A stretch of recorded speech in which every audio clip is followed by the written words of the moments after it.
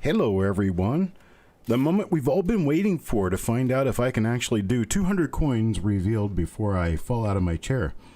So here we go. This is what I have. I've made these special flip inserts for everyone. And for the spots that you get a flip insert that has your name printed in it. And so for each of these flips, it's one spot that you purchased, which means you get 2 coins. So there'll be 2 coins in every flip. So that's how that works. So what I'm going to do is I'm going to burn a card, flip, and I'm going to, and now this is only 1/3 of them. This isn't even close to all of them. I'm going to cut the deck and burn a card. So let me cut it down to there. And Eric gets burned, and the next one will be Majestic. So Majestic gets the first 2 coins, and so that's how we're going to do it. We're going to look at the coins under the scope. And I'm going to select the coins completely at random. I just dumped part of the bag out here. And as I've told you before, if any of the coins are circulated or if any of them are badly spotted, I'm going to pull them out and they're not going to count. Otherwise, we're just going to go through all of this and start putting coins in flips. Here's the first coin that we're going to do, 1956. And these are all 1950s. They're all uncirculated wheat cents. We just don't know to what level they're uncirculated. Some of them could be very nice, but most of them are kind of starting to turn brown, but they don't have any wear on them. And with every one of these coins, there is a chance that we could come out with a double die or a repunch mint mark on the ones that have mint marks. We could also come out with some nice toning on some coins, which this one has some unusual but nice toning. So we don't have anything going on with this particular coin. We're going to pull it off to the side, and then we're going to put this one and the next coin in Majestic's coin flip. Okay, this one's a 58 plain. Look over here for any double dies in the Liberty area. That's where most of them generally would be for 1958. There's a massive cracked skull with a piece about to fall out. That's kind of cool. No double dies here, so we're going to take Majestic's flip. We're going to put his 2 coins in his flip. Just like that. And that's going to go off to the side, and we move on to Joe McBride. That's how it's going to work. Joe McBride gets this coin and this coin. So I'm not wearing glasses. I can't see the dates on these. I have no idea. I'm just picking 2 coins. Okay, so there's another 58 plain. And that one's got a huge little wart growing right in the middle of the throat area. That's interesting. Ooh. His eye has been hit and it looks like an alien eye now. Hello Coin Dragon, Steve Patet, Jeff Dunn, Steve A, Wild Bill, Joe McBride, Eric Byer, Farm Dog. How's everybody doing this evening? Did I show up too early? I've got 18 people watching. But I may have showed up too. Did I have this scheduled for 7 o'clock or 8 o'clock? I think it was 7 o'clock, right? Hello, Kevin. All right, now let's look at Joe's other coin. It's another 58 plain. Oop, this one's spotty. This one's coming out. So I don't like the condition of this coin. Not going to do it. That one goes in the junk pile with the rest that I've already weaned out and picked out. We don't like spots. We don't do spots. Not here. This coin's in a little better flavor.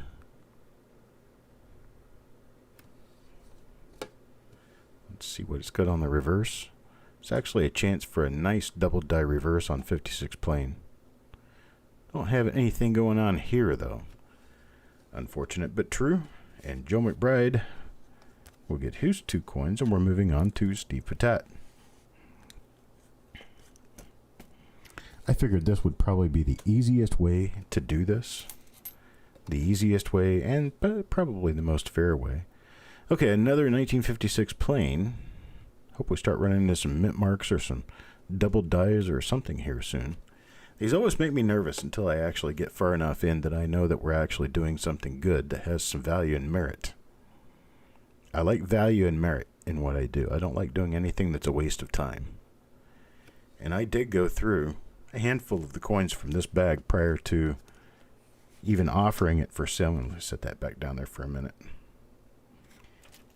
Before even offering this for sale, and I just wanted to make sure that I had something that had mint marks, had something that had some doubling of some sort or another in it. This is a minor lower split serif. I don't think you're going to find it listed, but it is a minor split serif lower mint mark. It is not the 58D double die. So here we go for the other side. And this one, it's a little brown on this side. In fact, it's very brown on this side. But it is uncirculated still. It has no wear. It's just turned over time. Most of the people in this reveal will get 10 coins total.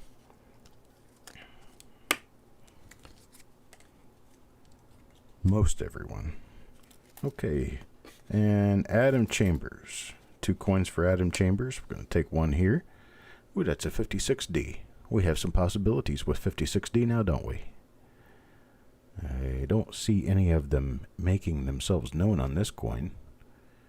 Nope, no doubled eyelid. Nothing in the motto.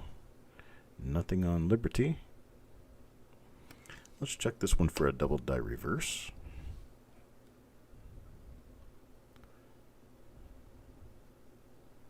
No. Nothing there. Next coin is a 58 plain.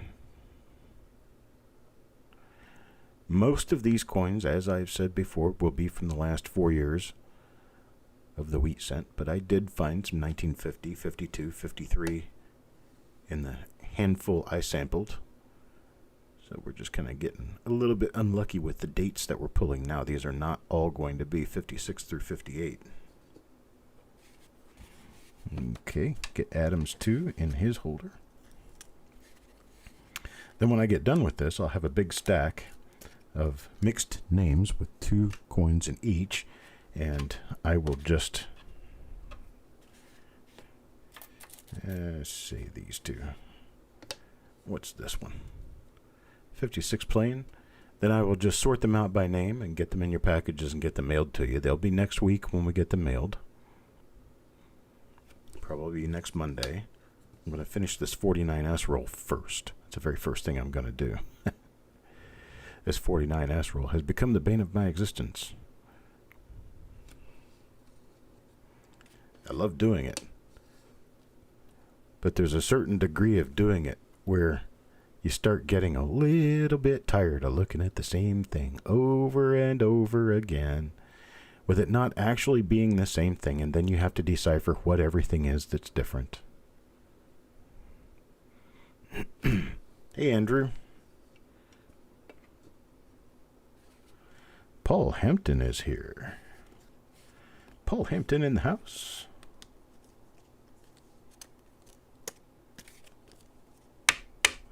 There's a lot of people got RPMs on the 49S roll. A lot of people. A big old stack of RPMs back here. I'm working with trying to get through them. Raymond Longy is next. I get him 2 coins.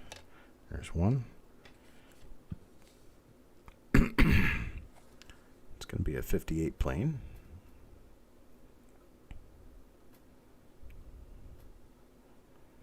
Not having a whole lot of luck with dates on this yet.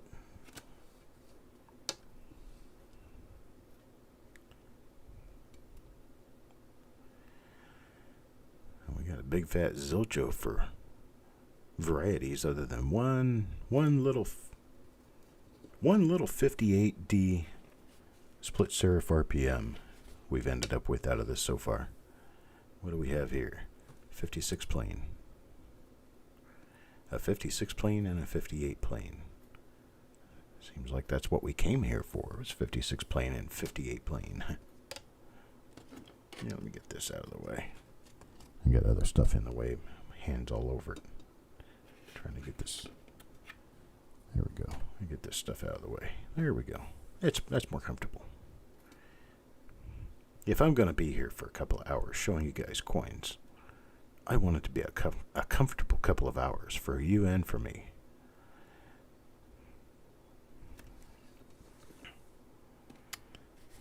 Okay. Well, Mr. Longy got himself a couple of normal wheat cents there.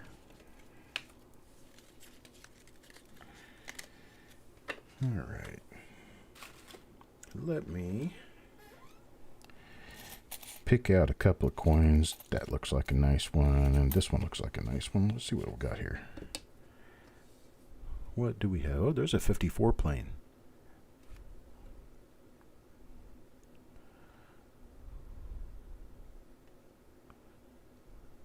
Pretty late die state.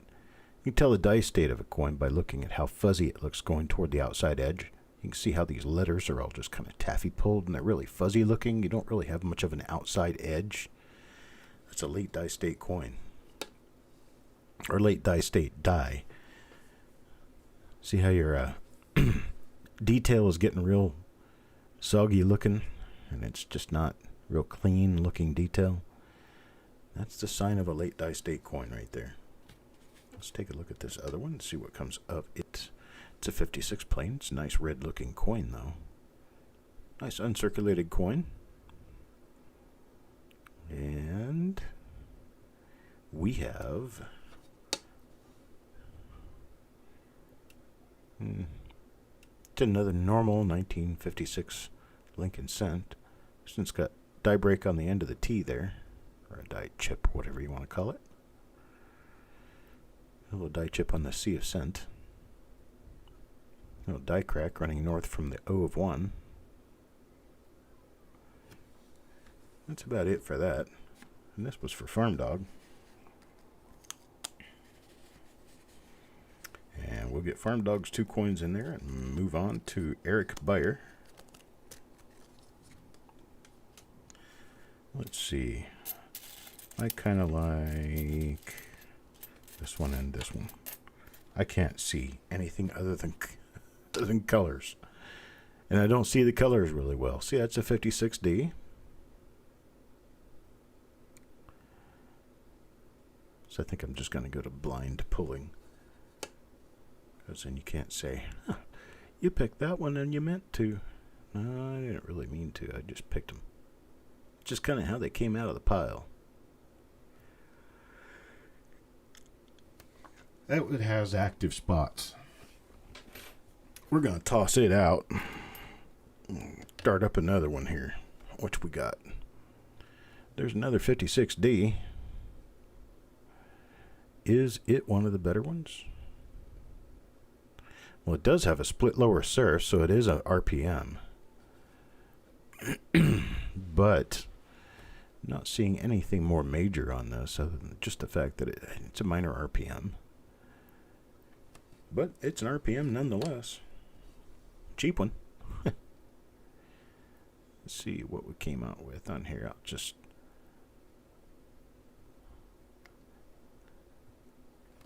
leave you with this one. Now, what's the other coin here? What else did I pick out for you? 57 plane. On a 57 plane, you got chances for double die obverses, double die reverses. So we'll just take a look and we'll see what we end up with here. And on this coin, we got none of the above.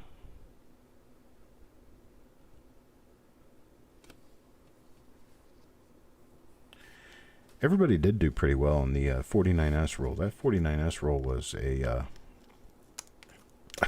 was a serious pull. It was a really good one.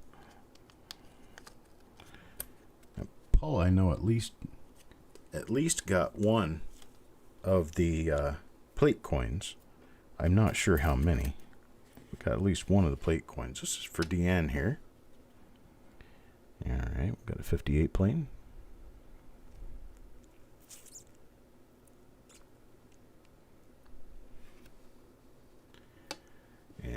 let's flip it over and see what we've got on the reverse. Not seeing anything on the reverse here. So let me move on to the next coin. It's another 58 plain.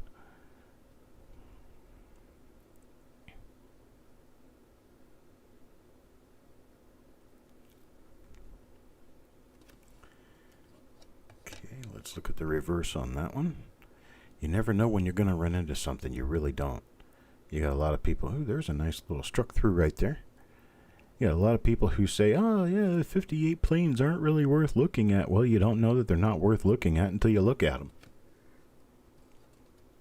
Yeah, a whole lot of people over the years that have not looked at 58 planes simply because they don't think there's anything there really worth messing with. Well, if you haven't looked at them, and there's a lot of them out there that have never been looked at,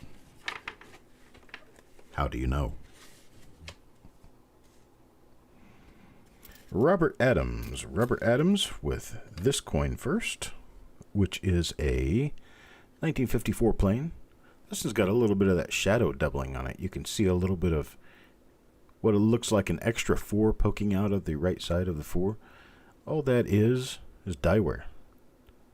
But it's very interesting die wear because it follows the shape of the details near the edge of the coin.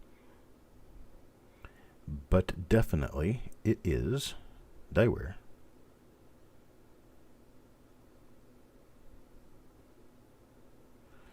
Oh, I'm not worried about the time I have to spend attributing them. I enjoy doing it. I mean, I'm getting a lot of good photographs of some really nice coins.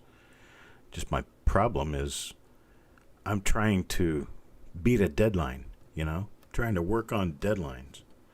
And I'm not having a whole lot of luck. Can't seem to be able to get this to work any faster than I can get it to work, you know what I'm saying? Okay, here's a 58 plain.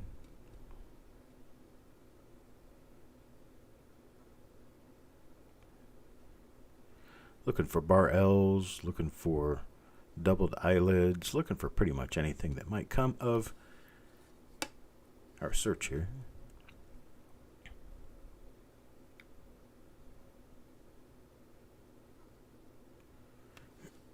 Okay, we got nothing there. And that's Robert Adams.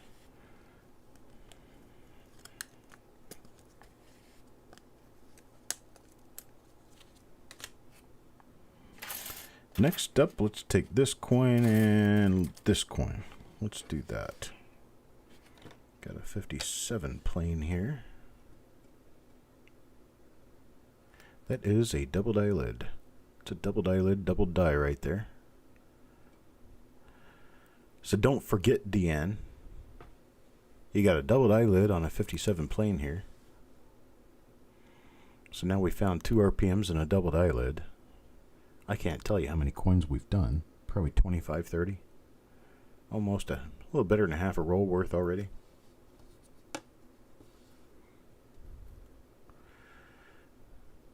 Getting some decent things. Nice little finds. It's got a doubled eyelid on that one, for sure. Raymond Longy, how you doing, buddy? And the next one's going to be a 1958D. And this 1958D... check it real close. Not an RPM.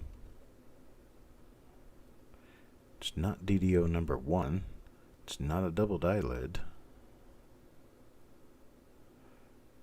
And nothing on the obverse. Let's check the reverse and see what happened with the reverse. Got a lot of die polishing there to remove a bunch of clash marks or something. Other than that, we got nothing.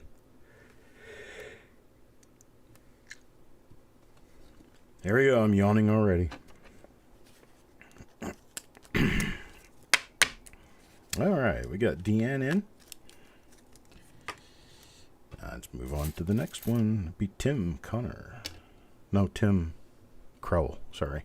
Got a 1958 Lincoln cent here. Tim. Got no hub doubling on the obverse. Let's take a look at the reverse. I'm going to have to change my pants if we find a 58 double die.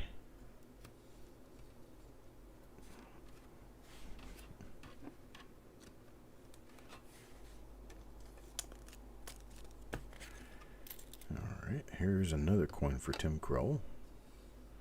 What do we have here? It's 1957. It's got a little die chip inside the 9 of the date. It's got a spot.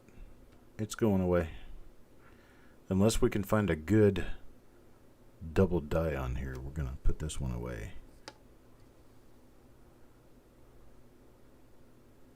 No, we got nothing. Nothing of any error value on here, so we're going to move along. Got a spot on that coin. We're going to move on to a coin that doesn't have a spot for Mr. Tim. Well, what do you know? We have another 57. This one looks a lot cleaner than the last. Looks like it's in better shape for sure.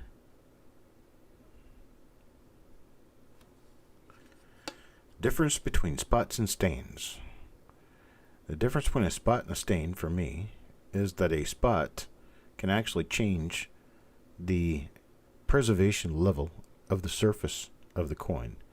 It can actually eat into the surface of the coin if you leave it there. A stain is just a changing color. So there's a difference between a spot and a stain. Spots are bad. Stains, they're not good, but they're not bad either. Stains are just something that happens with copper. We got Andrew O'Neill here now. Got 57 plain. Nice earlier dice date coin. Nice looking coin too. Let's see what we got going on. Not seeing much here. A little bit of the circle of death. This one was at the end of a roll at one point in time. It's all scraped up. We're moving on. We're not going to use that coin. We'll use this one instead. What is it? Oh, look at that. 58D with double split serifs. Nice double split serif RPM here. So that's a good one to switch to. What do you know? We got Andrew. Now it's got a couple of spots on it, but I'm going to let this one pass because it is a nice RPM. I did not like the spots on the 57, and it didn't have anything on it anyway. So to start, it was a $1 coin. Turned out to be like a 10-cent coin, and I'm not going to do a 10-cent coin for 50 cents. The coins I do are going to be worth a guaranteed 50 cents to start. Here's his other coin. What is it going to be? 57D. I think this will be the first 57D that we've seen so far. It's got a little spot on it, so if it's nothing, I can toss it. But we're not seeing a whole lot of 57Ds this evening. Andrew, you want me to toss this, or you don't? Do you want me to give me to toss this, or do you want me to give it to you?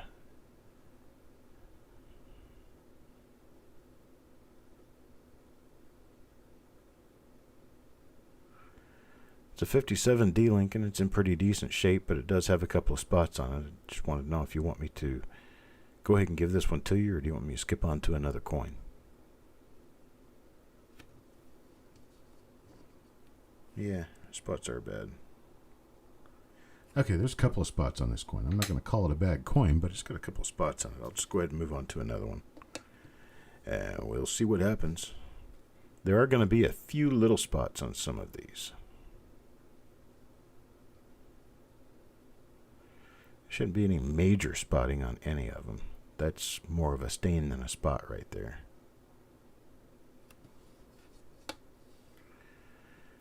And let's see. This was a roll ender, it looks like.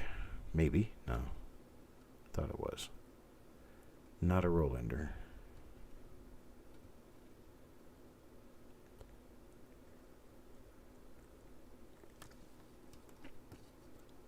Decent coin nonetheless. So we're going to take Mr. O'Neill, pop these two coins in his holder, and we're going to move on to Robert Adams. Robert Adams, we'll get this coin first. It is a 56 plain. 56 plain with nothing else on it on the obverse. Let's take a look at the reverse. Not a class 6 double die, which is what we would generally be looking for on a 56 plane. Pretty much nothing on this one. So let's try another one. Next coin's a 57D And this one does have a split in the lower serif, so it is an RPM. Let's see what we got for a possibility of hub doubling. Got nothing for hub doubling. Well, wait a minute. Yeah. We got nothing for hub doubling, but we do have an RPM. Pretty nice one, actually. Pretty nice lower split serif. And it looks like you got some pretty nice markers on this, so it should be relatively easy to determine which one it is if it's listed. And let's look at the reverse and see what we have on the reverse. Generally, 57D is not known for having double die reverses, but you never know what we could run into. Never know. All right, Robert Adams, you've got a 57D double split serif repunch mint mark in one of your holders. So you'll have to check these coins out, everybody, when you get them, to be sure that you find what I've already found. You're going to have your own little test, but you can always go back to the video and rewatch it. This is going to be for Deanne. Start off with a 1957 plane. Yeah, a 1957 plane here. It's got a die crack over the forehead, or through the forehead, over the brow. Yeah, let's see what the other side looks like. It's a mess, is what it is. It's a late die state coin. Doesn't have any real bad spots on it. It's just a late die state coin. Nobody likes running into those. What else do we have? What is it, 58 plane?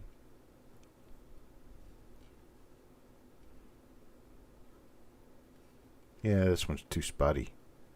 This one's ugly. We're going to toss this. And move you on to a coin that might actually have something better on it. Let's see what we have here. Who is this? This is a 57D with a really nice split lower serif and a split upper serif. So this is a nice RPM. Himself a nice 1957D RPM here.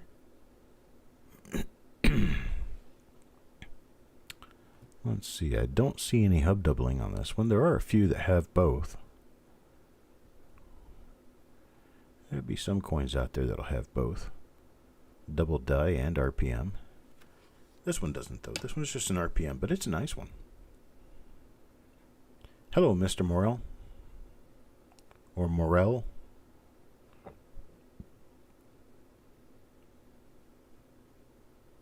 I can't even make an assumption based on the spelling. It's either Morel or Morel. I'm going to say it's probably Morel. And this will be for Deanne.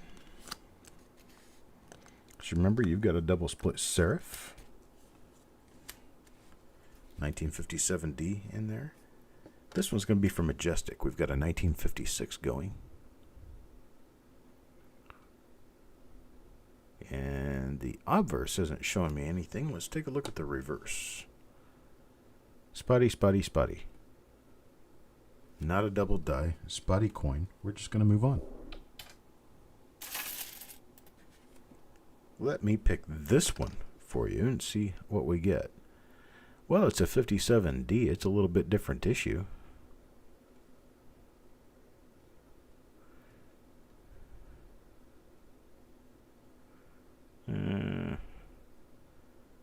This one's a little spotty and it kind of looks more AU than BU. So we're going to take that one out of the mix too. We'll run into a good coin for you eventually here. I can see a spot on this one. Yeah, it's a big one. 57 plane. Let's see if we would have gotten anything anyway out of this. Is that a doubled eyelid? Let me flip this thing around this way. Sometimes it helps when you reverse the polarity of the coin. I think I'm seeing a doubled eyelid. But I'm not. Darn it. Well,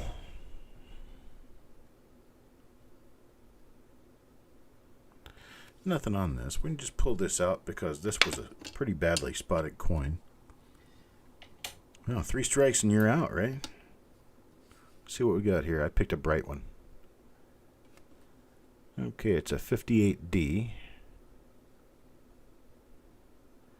No splits. Got a little bit of wax from a wrapper. This was at one point in time in a wrapper.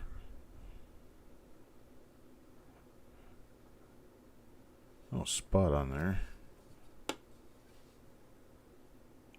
We're going to go accepting on this one because it's nice. It's a nice red coin except for the one spot.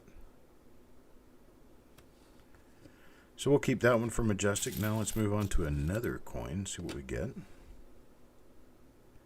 58 plain.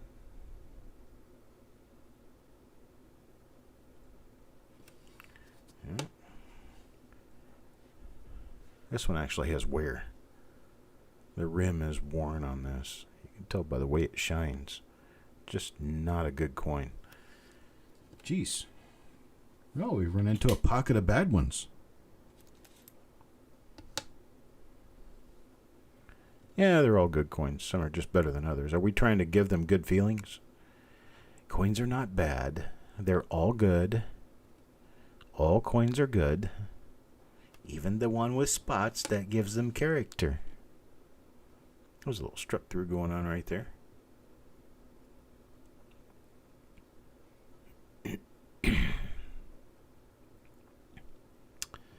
And as it looks, we have nothing else going on with this coin, but they are two decent coins. So we're going to go ahead and put this in the flip. We'll move on to Mr. Patat next. Mr. Patat will start with this one. What is it? 56D. How about that? Well, we got a 56D, but we don't have one of the die varieties for 1956D that I can see so far.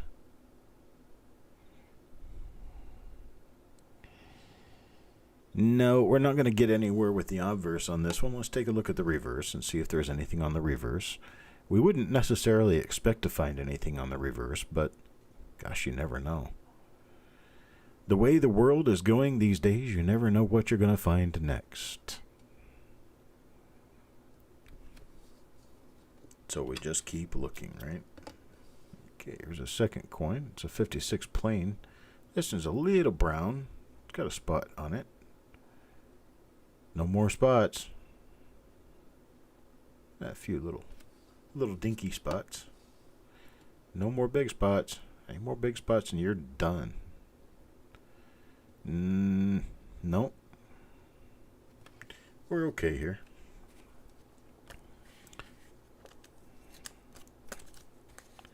So I got a couple of decent wheat pennies out of this. And next up will be Eric Beyer again. Let's take a look at this coin for Eric. Got a 58 plain.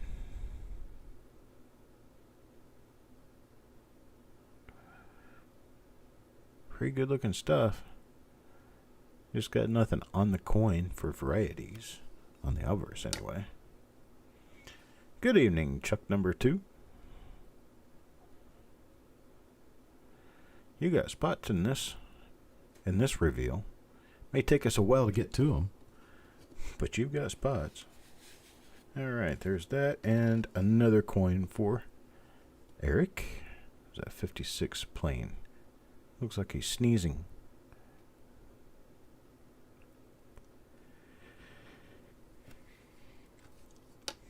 Lincoln, not Eric. Alright, let's see here. Now I'm finding nothing on the reverse. So it's going to be the end of that pretty much.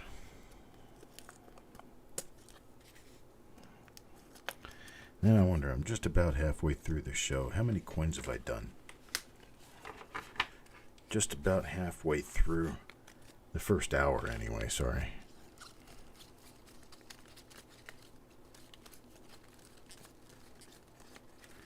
Oh, I got 18 out of 100 spots done in the first half hour of the show. So that's going to be a 2.5 hour show at this pace. We may have to break it up into bits. I don't know that I can do the whole show in one sitting.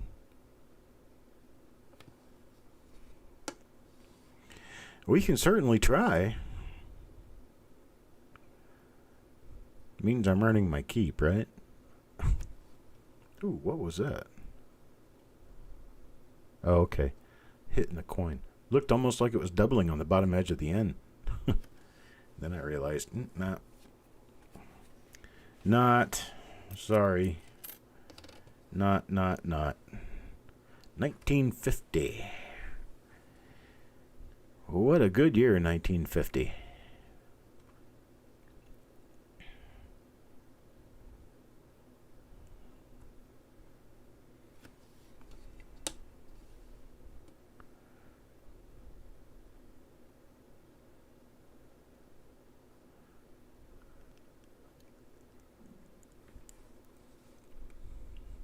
Yeah, got nothing on this coin, but it is a 1950.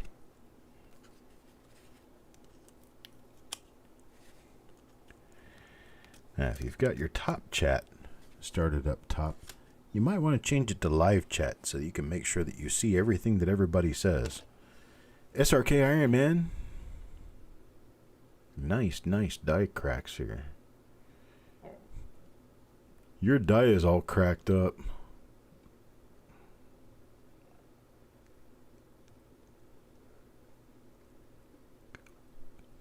Looks like Mr. Lincoln has a splitting headache.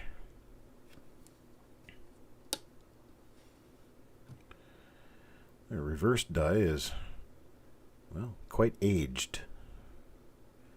Soft details. Some of the details are very defineless. They're lacking any real definition under magnification. However, if you just look at the coin, you can read it quite simply. And when you look at it under magnification, you're getting it so large that all of the missing edges tend to really show up. There's a filled B. That's a part where the piece of the die chipped out during the manufacture of coins. All the subsequent coins minted by that die didn't have that center in the B to strike the planchet, so it remained unstruck to a certain extent in that area. We got Mike Birchman next. Mike Birchman is, I think, drawing out of the bag actually takes time. Hey, look at this. This is an interesting one. This is a 1953, and it's got that ghost doubling. It's the exact same thing as the 55 Poor Man's Double, except this one is a 53. That's kind of cool.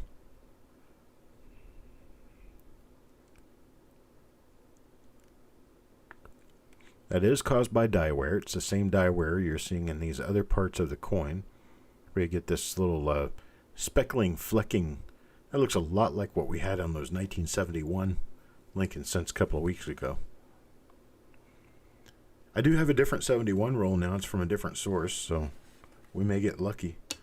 I always like going through 71 rolls because you never know when you're going to run into one with nice double dies. Well, those are going to be coming up in the next week or two. I also got well over a dozen nice rolls that haven't been searched of BU wheats. Nice rolls meaning these things go back into the 30s. This one's still from Mike Birchman. I only got one coin in there so far. This is Mike Birchman's second coin for this holder. I guess I should continue to leave them out. Oh, look at that. Isn't that interesting? You get a little die chip in the G and it makes it in ood. It's not in God now, it's in ood. In ood we trust. If you scroll a little F in the beginning of that, then you've got in food we trust. Or maybe it's a Q. Yeah, looks more like a Q. In code. And you got a little break in the B to go with it.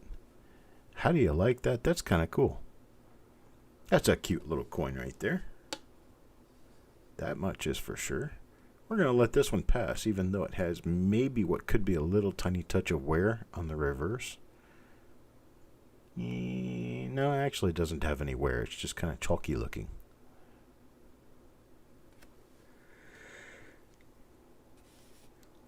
We can do that for sure. Here's his next coin. Oh, big spot. Big spot. Big spot. Big bad spot. That's who Paula told me last couple of weeks ago not to sing. So, I'm not allowed, folks.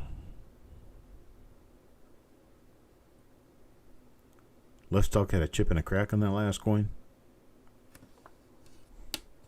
Is this the one that had the... Yeah. I'm going to toss this one. There's nothing on it, and it's a icky-looking 57D anyway. Well, here's a 56D. Let's see if we replace that with something really good. We might have. Not seeing anything here, though. Not seeing it.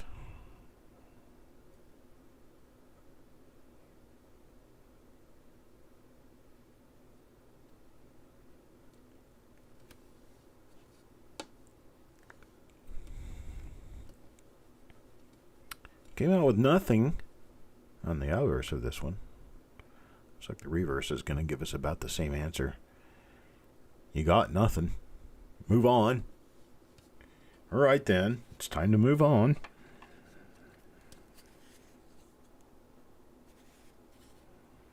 What did I do? I just went through. Second coin for Mike Birchman. That was the first coin for Robert Adams. I got to keep my stuff straight here. Here's second coin for Robert Adams. What do we have? 56 plain. It is an uncirculated coin.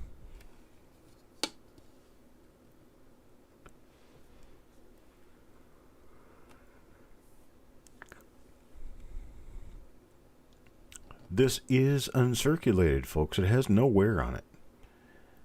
That doesn't mean that nobody's ever touched the coin or that it's never been spent. It just hasn't been spent enough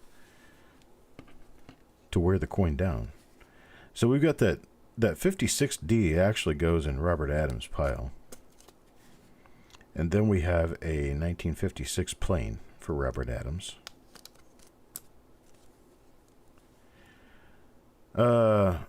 Yes, this is the first of the 1950s bag reveal. Here's Mr. Fletcher. It's a 58 plain. Not a bad looking coin at all.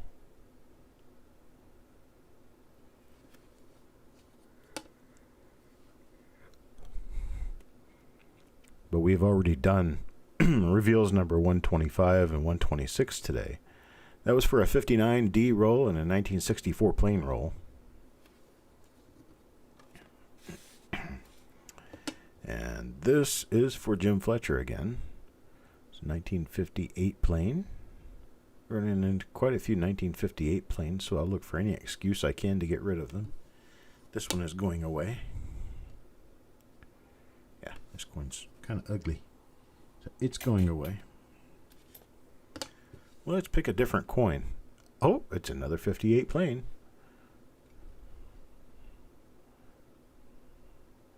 There is master die doubling on 1958. I'll show you what it looks like here. I tilt the coin just like that. And I go in real close. Just like that. See up there on the top left-hand corner of the 8? You see what looks like another 8 sticking up out of the bottom? Yeah, sticking up out of there. Just a little tiny hook. That's on a lot of 1958 Lincoln cents. It's on a lot of them. So this is a normal coin, even though it looks like a slight double die. It's not. It's just master die doubling. When I back up, you'll be able to see it really well. See that? Looks like a little extra 8 sticking up out of the 8. It's nothing at all. A pretty nice looking red coin here. Nice red BU. Hey, hey, Mr. Fletcher.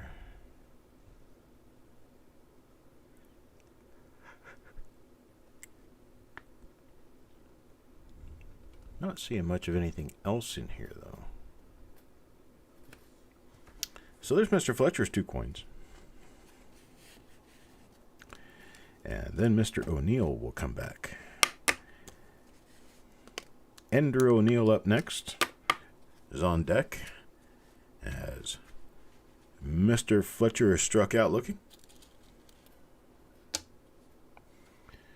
And the first coin. Wow, that's a nice little strike. Look at that. That's got a it's got a little baby cud thingy. It's a little baby die chip. Let's see what we got going on here.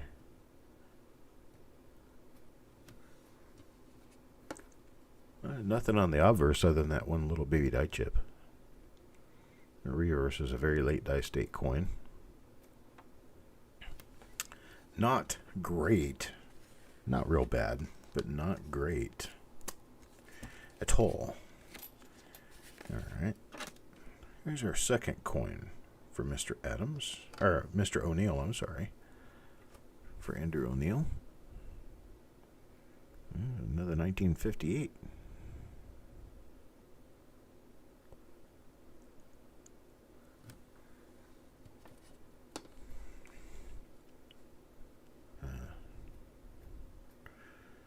What would you do if I pulled a wheat penny out of this and it was a 1959?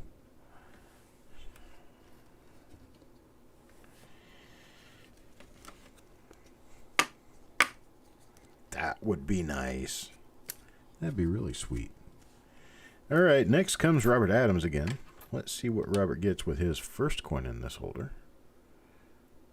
Just a 58 plain. Decent looking little coin.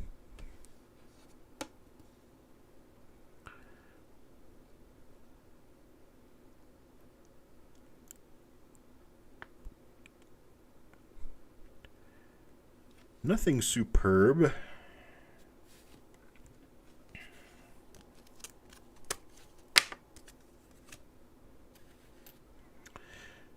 Next, what is going on with this coin?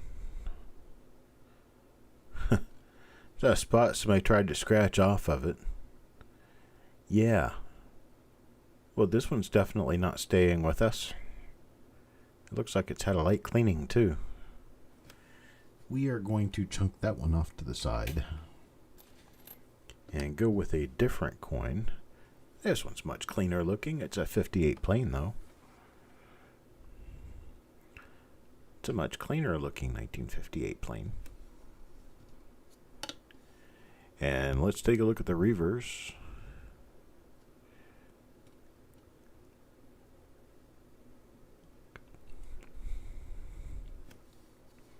And the reverse shows us nothing at all.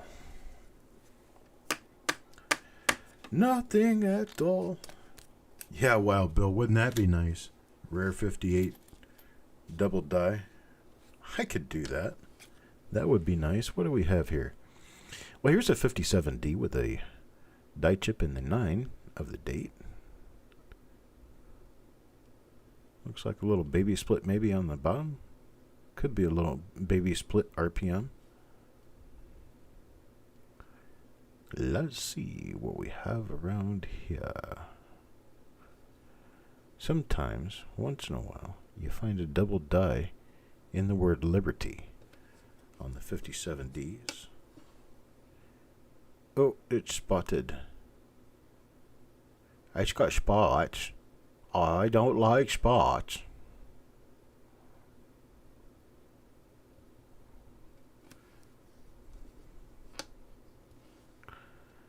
Yeah, I don't know. Mr. Patillo, do you want this coin? It has that die chip in the 9 of the date. It doesn't appear, it may be a minor RPM, but it's got this crud on the reverse here. Oh, look at that, it's a nice little lamb peel. See that? Oh, let's see it this direction. There we go. Look at that. That's kind of cool. Okay, well, I think this one's cute enough, even though it has a little science experiment going on up there. It's still a really cute coin because it has this really nice little lamp peel, and then it's got the die chip on the other side. It does have a little extra. Oh, there's a little struck through right there too on the S of states. So you have a struck through, you have a lamination peel, goes all the way over here and comes up here, and comes to a point. Then you have another little struck through right there, it looks like. And then you have how to not store a coin, because you have those. But then you have a die chip on the other side here. So you got all kinds of nifty little things going on with this coin. I think we're going to keep it. That's a cool looking coin. Let's go with this one, see what this has. Well, here's another 57D. This one looks like could be be a double die. No, I'm not seeing it over there. The date's a little thick, though. We can't call it on this because I don't really see anything. It's just a matter of guessing. What is this? Got some kind of fisty-craig going on down there in the bottom of the bust area.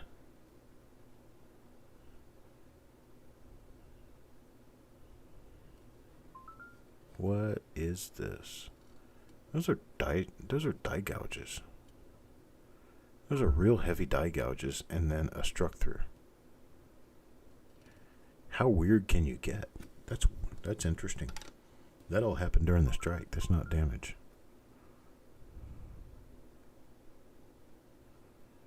Man, I'm getting a lot of emails. Bunch of people paying their bills right now or something.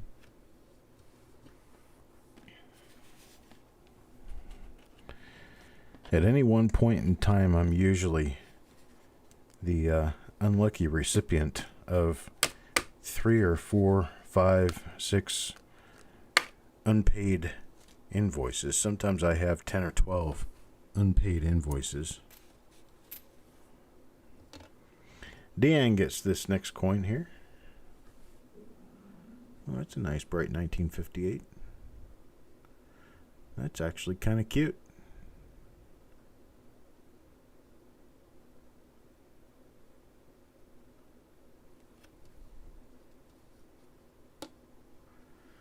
'72S proof 1DO001 class 1.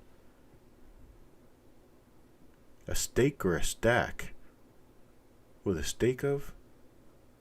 You found at your local coin store, sold them to you for $20 a piece. You know, if they really are DDO number 1 and they're the 1972S proof DDO, you walked out with a really nice deal. I bet the dealer was just laughing. Look what I sold that sucker. Yeah, he's not quite the sucker you think he is, because I think he just stiffed you there, Mr. Dealer. If they were actually... Okay, a stack of proof DDO, 1972 proof DDOs. Hey, boys and girls, we're going to take an educational break. Let's do... It's just about 8 o'clock right now. We'll take a 10-minute break until 10 minutes after 8. Then I'll get back on the next stack of these. My stack is almost empty here. We're going to start with Eric. So we're going to take about a 10-minute break. I want to show Tim Crowell a coin and see if it matches what he was looking at. 10 minutes, folks. Be 10 minutes after the hour.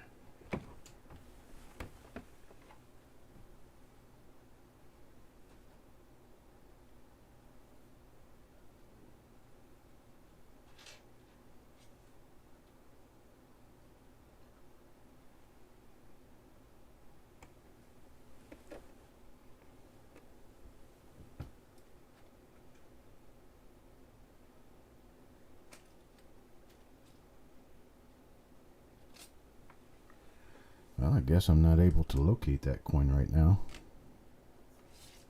Ah, maybe this is it. Nope. That's not it.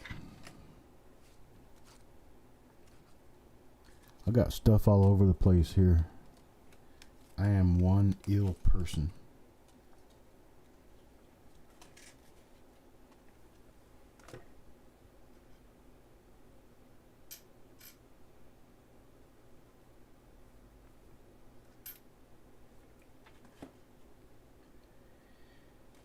Yeah, it's around here somewhere. I've got one of those 1972 proof double dies. I'm not exactly sure what I did with it. I know it's around here somewhere.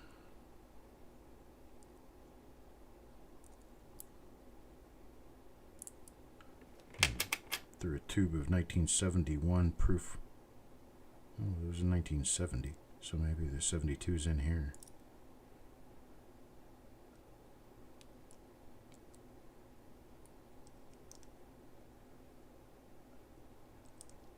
I'm gonna go back and look at these again.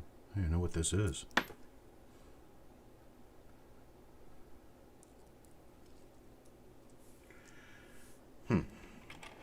72's missing.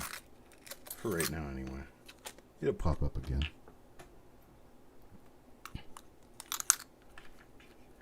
I'll see it again. In all the unfamiliar places.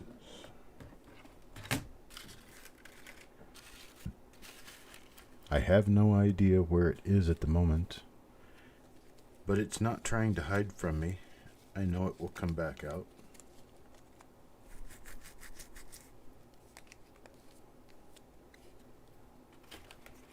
Oh well. Oh, time to stand up here and stretch just a little.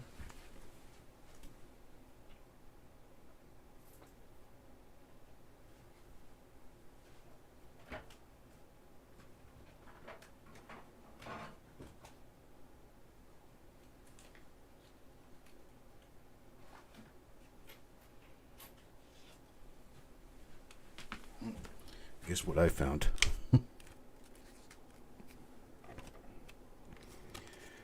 Guess what I think I found? Mr. Crowell. I probably didn't find it. It's probably something different.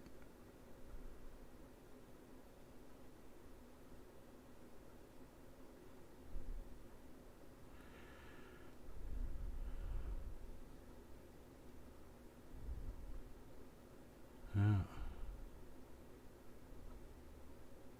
This is it. And it just really doesn't show up very well.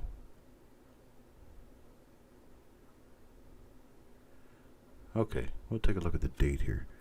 This is one of the better places that you can see this double die. Let me brighten it up a little bit so you can see it better. Now look right there on the bottom of the 2. You can see that? This is part of the double die. And we move up here to the T of trust. Can't really see much there. But here on the U, there you go. There's some nice doubling. And on the R, there's the T. There's the we. It shows pretty nice doubling. D, O, and the G, which spells dog, but backwards it's God. Here's your doubling on the N. Right there.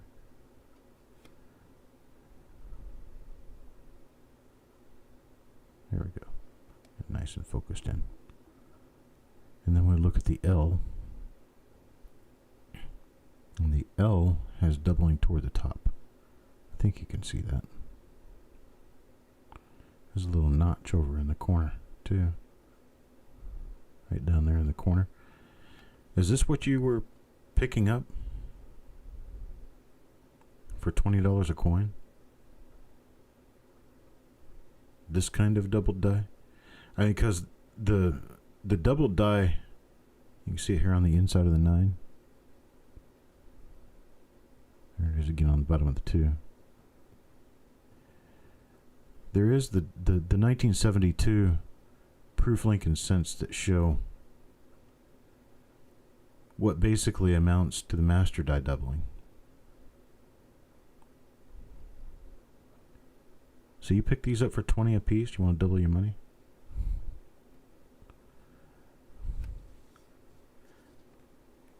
Yeah, that's actually quite a find. That's quite a find. These are pretty scarce. They're not easy to locate. I located this in a 73 DDO proof in the same day. That was nice. Let's see, how many did we do before this break?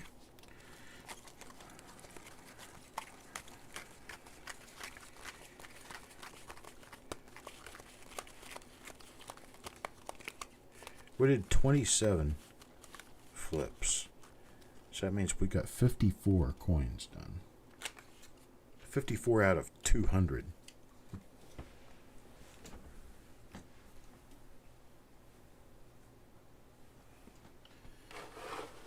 Alright, I'm going to do a little bit of nitpicking here.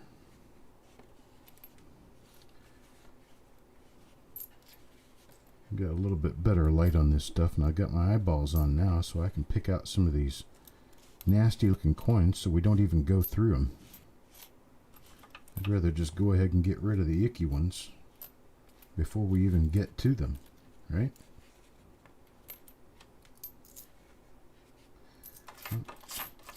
There are some coins here that are going bye-bye.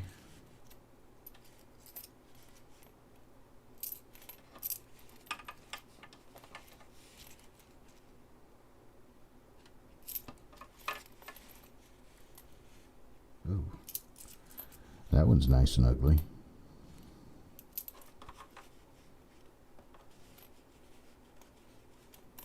Yeah. This thing's not going to see the light of day again in my house. Ick. Look at this.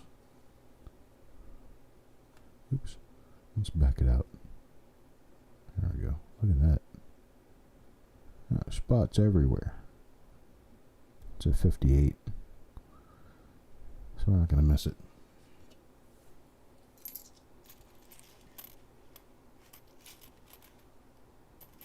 There are some pretty nice looking ones in here too. So, I mean, I'm glad we got this batch to go through because they're actually pretty nice coins.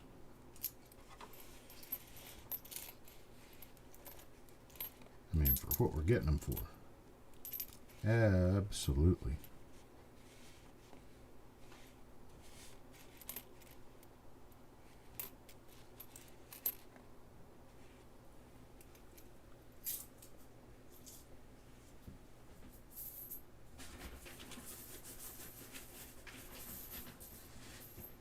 We got, what, about 4 minutes, 3 minutes left. Go ahead and fill the kitty here with a few more coins. Pick through and pull out the junk.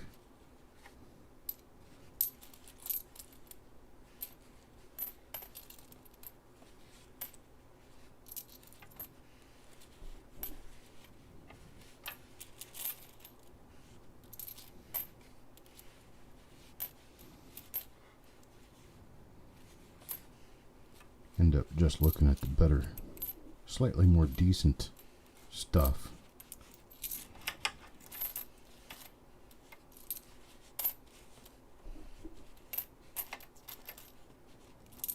I'll have to do this for the next show too. I don't want to waste any time going through a bunch of junk coins.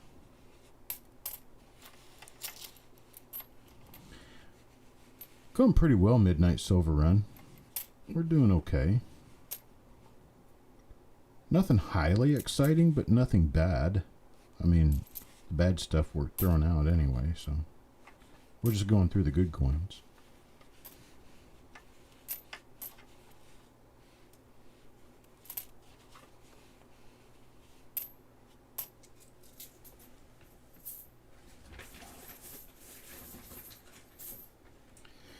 And I'm kind of pulling the Garbaggio so we don't end up trying to give it to somebody like this. Yeah, that's Garbaggio.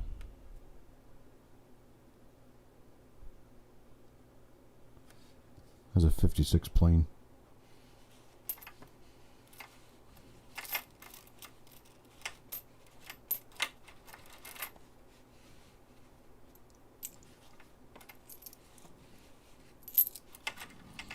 I'm going to get through the rest of these coins and toss some out to the dumpster.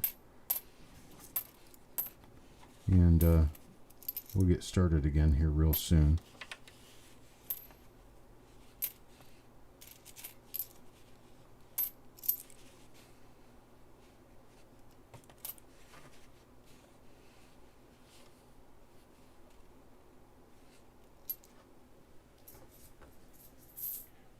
All right.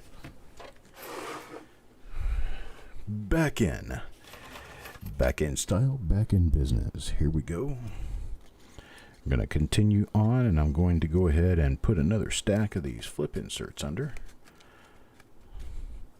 They've already been mixed up. I don't know who is in what order. I don't know what coins the order is coming in, so it is what it is, right? So here we go. Let's get started again. I'm going to pull this coin and this coin for Eric Beyer. Let me get these moved over to the corner. There we go. And Eric Beyer's first coin will be this 1958D. And we have no RPM. And just as I do that, we pull a coin that has a big stain on it. We've got an upper B fill. I'm going to toss this coin. It's just not good enough. That is not my standard of quality, boys and girls. Okay, we're going to replace it with this 1950's 70s. It's going to be a fingerprint on it. Okay, let's keep moving. I thought I weeded this stuff out. You know, it's really hard to tell. There we go. There's a decent 57 right there. Big old die crack. Big old die crack.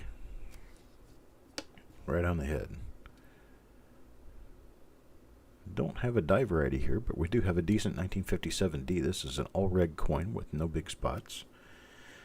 So that one's going to be his first coin in that flip, and then here's another one. Let's see what this is. There's another 57D. Don't see anything on the mint mark. And I don't think I see anything on Liberty. Let me flip it around here. Nope, don't see anything on the Liberty. Sweet land of liberty. Hey, hey, Randy. Oh, no. Holy moly. This looks like a science experiment in a Florida swamp. Yeah, it's going away. See, bye-bye. Now, if I'm getting rid of any coins that you guys actually do want to keep, you let me know. I'm getting rid of them because I don't think they really have any value. So we can just see, here's another 57D I'm pulling out for you instead. And that was one crusty critter, wasn't it? That was horrible. It's just horrible, I tell you, horrible. All right, let's take a look at the other side. Now, this one doesn't quite look like a swamp. That coin there look like Earl spilled in water.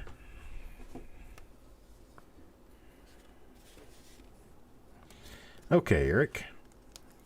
Now, from Eric B to Mike B. Mr. Birchman. Let's see what we get for you in here. I'm going to take these two coins, and this one's going to be a 58D. That one has a really close mint mark. That tells me that there could be an RPM that I know of. No, just not there. Just trying to make it up to be something, but it isn't. Sorry. Does have a very closely punched D mint mark, though. We've got no double eyelid on this. We've got... Now, let's see.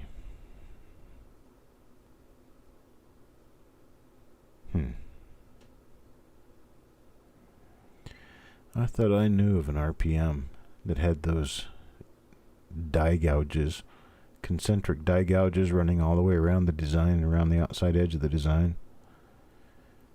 But man, I'm really not seeing anything in the mint mark on this coin. So we're going to have to skip over it. No double die. Nothing I can see. We went to the other side here. And what do we have?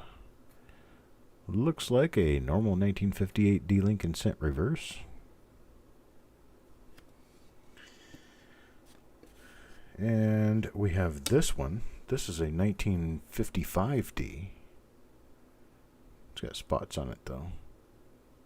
I always check these for the big double die and the big RPMs. Wouldn't want to miss one of those, but we're going to toss this coin. Too spotty. Too many spots. Move on to this coin, the 56D.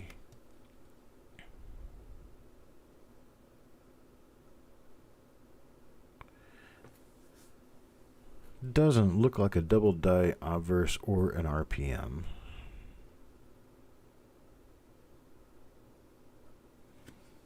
Oh, what's that going on the back of the coat there?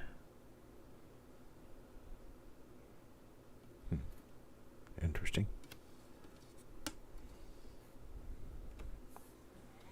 Let's take a look at the reverse and see what we get there.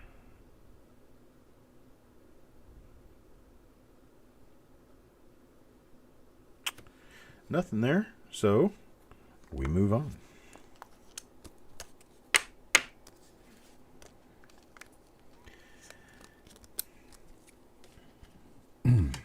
All right then. Move on to Andrew O'Neill. Andrew O'Neill, we'll get this coin first. What is it? 57 plain. It is uncirculated.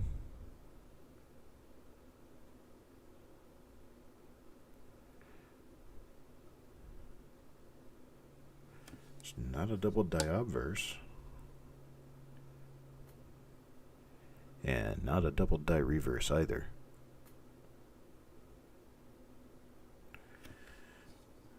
And let's see this coin. What's this? 57D. Pretty decent looking 57D.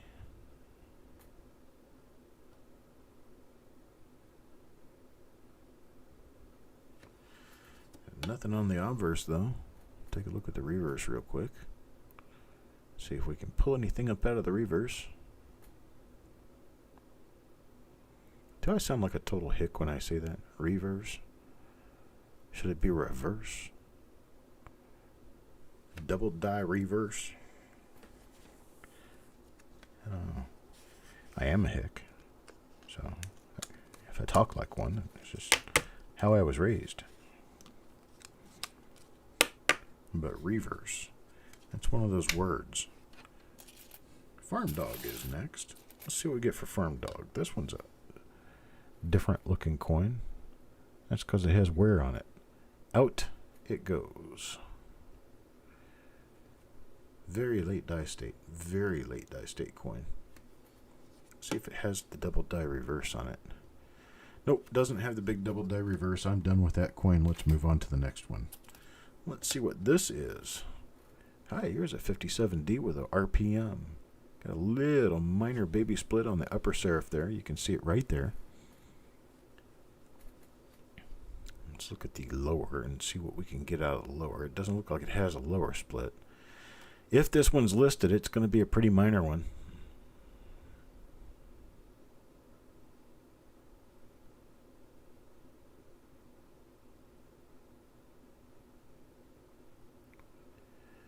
Yeah, we've got nothing really on the obverse, but it is a baby split serif RPM.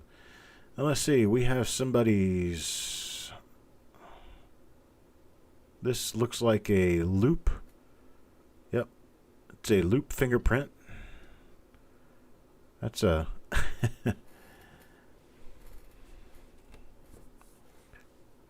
strange enough.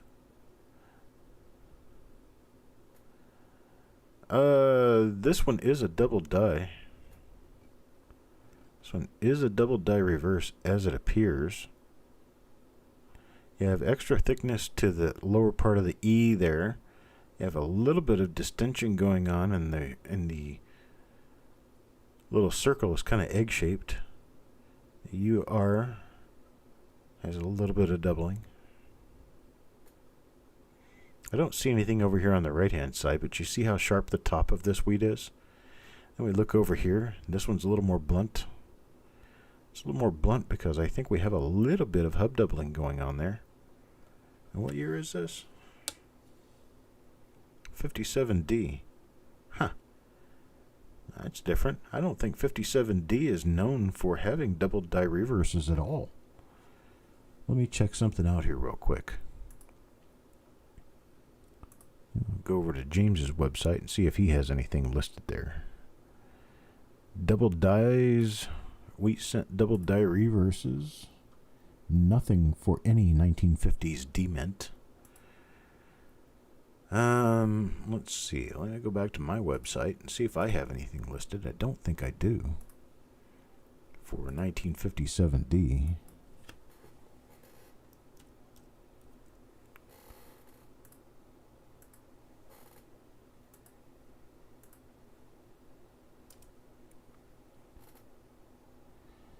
Now, why did you do that to me? There.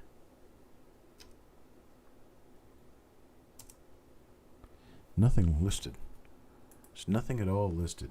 You know what? I think, Farm Dog, I think we may have something here. We may have something here. I'm going to need to take a look at this under my big scope before I send this out to you. And if it does turn out to be a new double die reverse, I'll photograph it and list it. But I need to hold yours out here to make sure that I get to that coin. That was kind of interesting. All right, so maybe we have a double die reverse there that's not listed. Maybe. Let's take a look at this 56. It's 1956 Lincoln cent. Pretty decent looking coin. Got some few little brown spots on it. What do we have on the other side? And on the other side we have absolutely nothing at all. This one is die wear. You can really see the difference between this and the last coin I had up here, because yeah, this is stretched out, but it's stretched out because of die wear. You turn it in a certain angle and it looks like doubling, but you turn it in another angle and you can see it's just stretched out stuff. All right, Farm Dog, I'm going to pull this over to the side, put it in a special place, and I'm going to take a look at it. Joe McBride's going to come up next. What do we have here for Joe? Well, it's a 1954. It does not have any wear on it. It looks like one of our typical very die-worn 1954 Lincolns. Yeah, it is. Very die-worn. But still, I mean, it's a 50-cent coin. Take a look at another one here for Joe. A 56D. 56D, and it doesn't appear to have anything special on it, unfortunately. Looks like it's going to turn out to be a normal 1956D.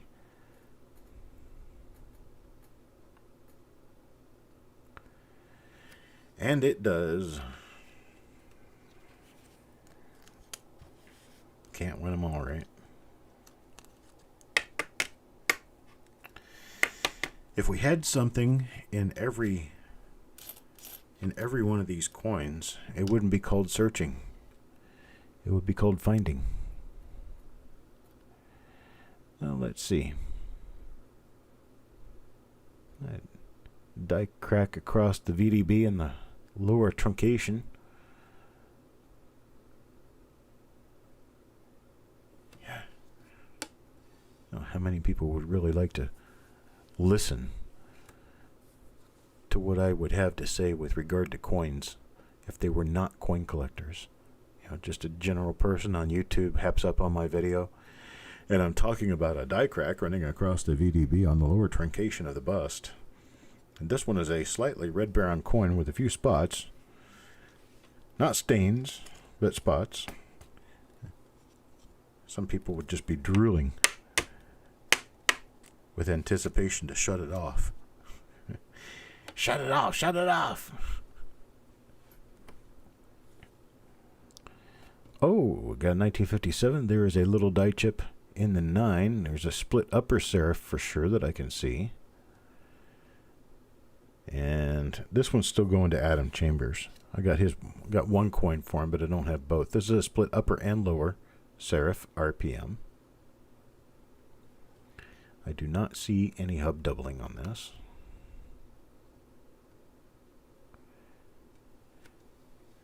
No hub doubling.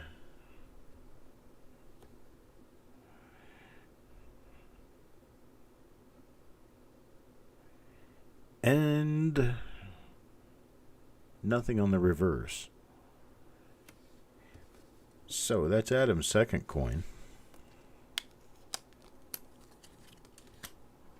In that there holder. Next comes Jeff Dunn. What did Jeff Dunn get first? Well, here's a 56D.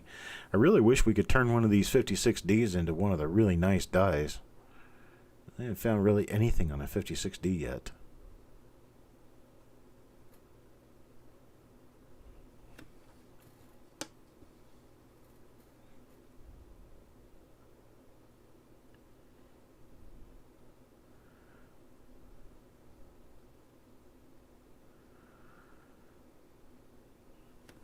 Stonecutter, you get that box I sent to you?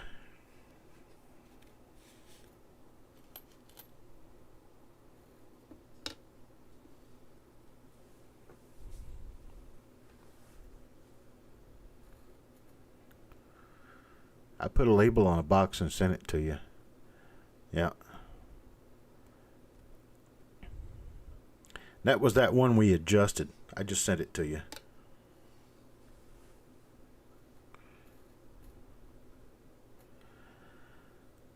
I figured you gotta have something to look through, right? Yeah, this one's spotty. I'm gonna throw it. Bye-bye. Goodbye. What's this? 56 plane.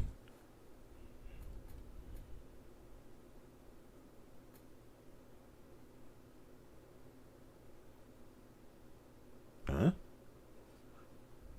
What is that? No way. Really? I'm looking at the top of the L, thinking that I might be seeing a little bit of doubling right on the top of the L. That little spike on the top of the L. Nope, it's a spot. Damn it. Just spot of grimy something. Sorry. Thought I found something. Gosh, man. I'm human again today. I'm proving my humanity. Look at the R. What R? In Liberty? Sweet land of liberty. You talking about the upper right corner of the R? That looks like a hub chip or something. I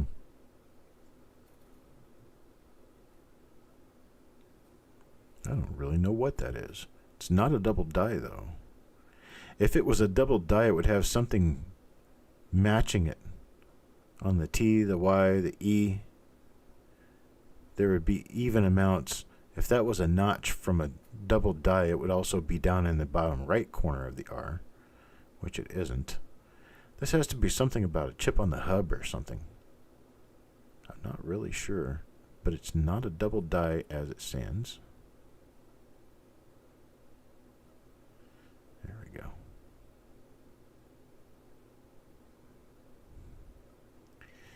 Not a double die. Yeah, it looks like he got bit. That's right.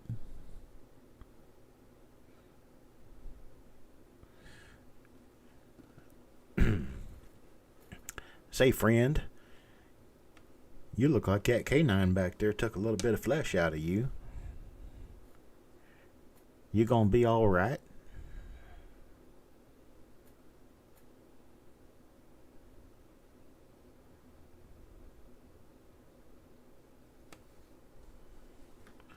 A funny-looking Liberty. You call my liberty fun. Give me liberty or give me death.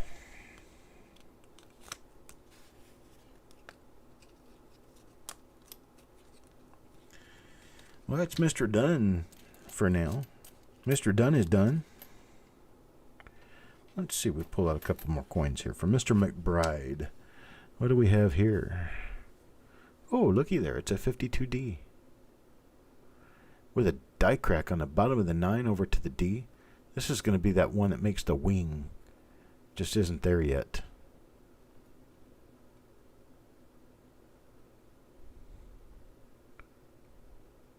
Oh, man. And somebody been chiseling at his cheek. That's kind of almost to the point where I'd call it coin damage.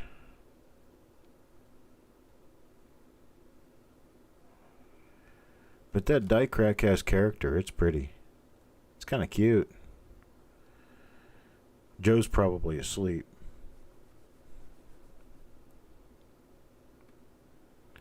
I'm going to keep this one. I like it. I'm going to keep it for him. I'm not going to toss this one. So it's nice. It's a little bit earlier date too. 52D is a little more difficult to come by than a lot of the other ones. There you are, Joe.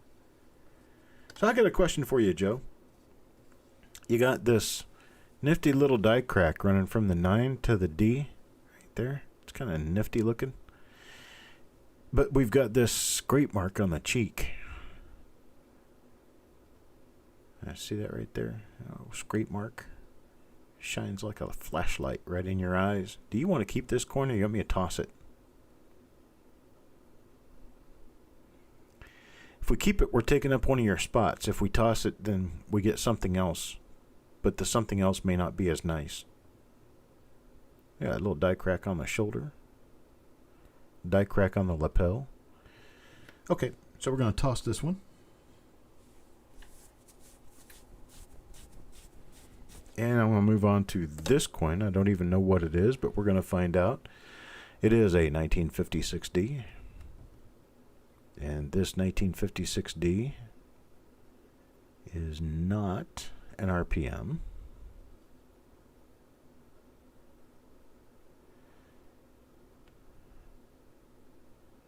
Not a doubled eyelid.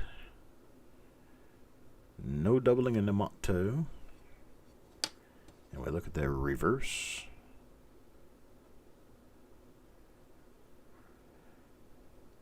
And we have nothing going on there either. That turns out to be a normal one. And what we've got next, in 1956, well, see, you guys get your choice. When I come up with a coin that I think is kind of on the borderline, I'm going to ask you. If they're nice coins, decent coins, then I'm just going to keep going. This one is just ugly. Just ugly. Joe's looking for the really nice double dice, though. He's looking for the really good stuff. I tossed that one out. We're not going to keep that one. We're going to go to this, whatever this is. A 58D. Got some color on it. No double die. No RPM.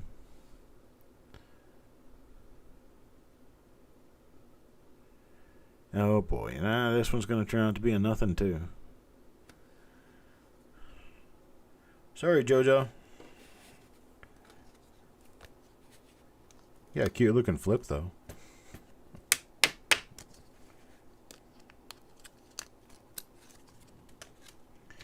All right, Wild Bill comes up next. Let's see what Wild Bill gets out of this.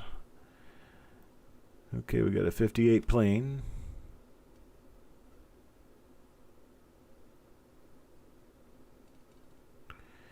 A nifty little looking something sticking up out of the top of the 5 of the date, but it isn't really anything that I'm going to stop and take notice of because it doesn't look like we're going to figure it out inside of a couple of minutes. Yeah, pull him a DDO. I'd buy that for $1. This one is a double die reverse. This is a Class 6 double die reverse. Definitely Class 6 double die reverse. As I move in close, you can see how they're stretching to the outside edge of all of these points on the wheat. You can see that there's a little borderline of stretched stuff. And you look down in here, I turned it around this way. Maybe we'll see it better. Nope, not really.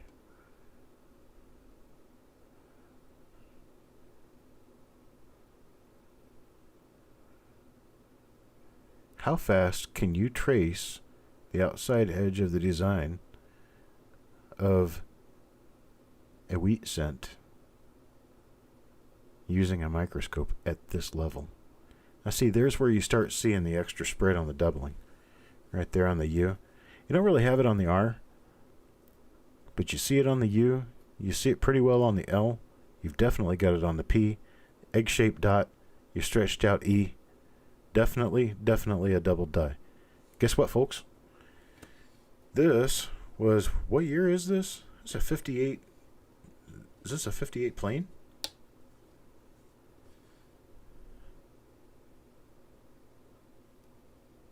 Yeah, 58 plane.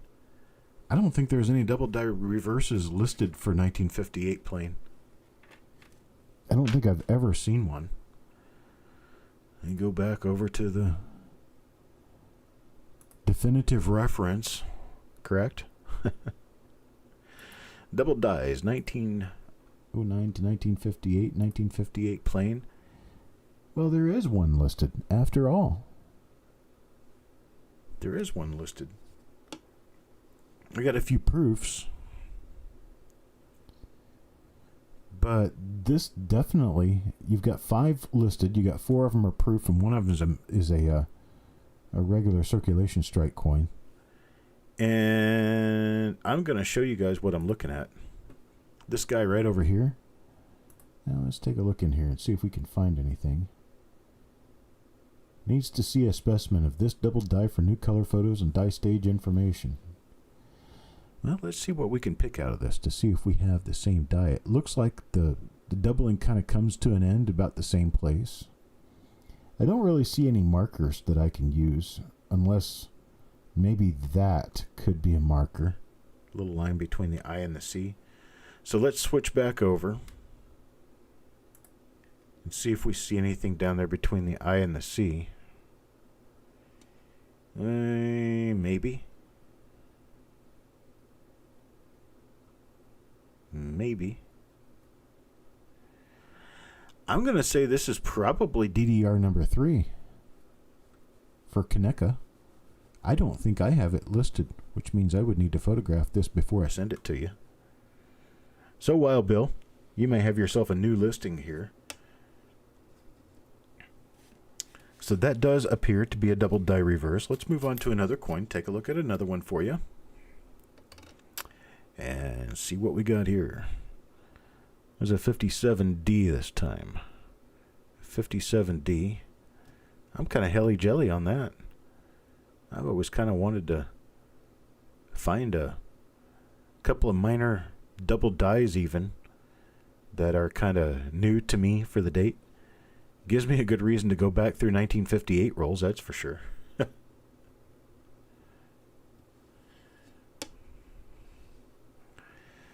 That would have to be a new find. Yeah, so we got a coin that's got nothing on it. But, Wild Bill, you provided the group's entertainment there for a little while. I'm going to move this off to the side. I'm going to put it in a different little spot, along with Farm Dog's coin over here, so I can take a better look at it later and see if it's something I want to list. Because I may want to list it. So, Jeff Dunn. We're going to go with Jeff Dunn next. And, oh, we got chips in the 9 and the 5 on this 1957 right here. Very nice looking little red coin. Look at that die crack. If die cracks cost money, this one would be expensive. Nice, nice. Let's flip it over and take a look at the reverse and see if anything happened on the reverse side. You never, never discount a coin. Just because it has a date and a mint mark you don't necessarily like, do not discount it as being a possibility for something of value. We're proving this to ourselves right here. Look at that RPM.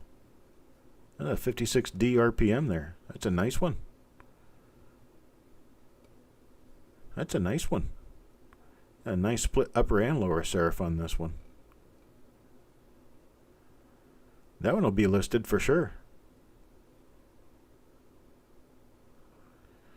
Cute. Oh, look, it's Adolf Hitler. I didn't say that. I did not say that.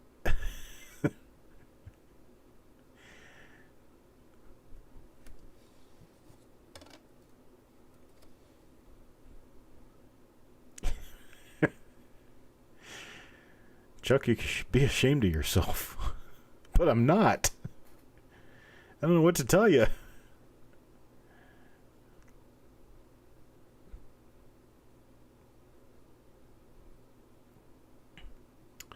Absolutely check both sides. This right here appears to be some sort of a hit from the rim of another coin, but it looks a little thin. Not really sure what that is, but it does about match the size of the rim of a coin, so I'm just going to bypass it for now and hope I'm right. But you may want to look into this, Jeff.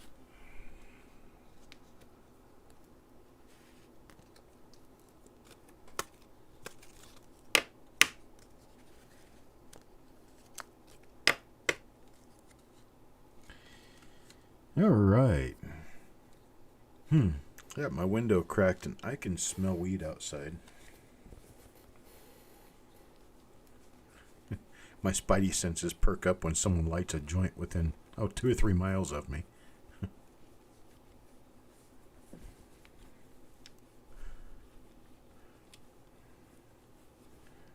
Had to clean my glasses off. Sorry, folks.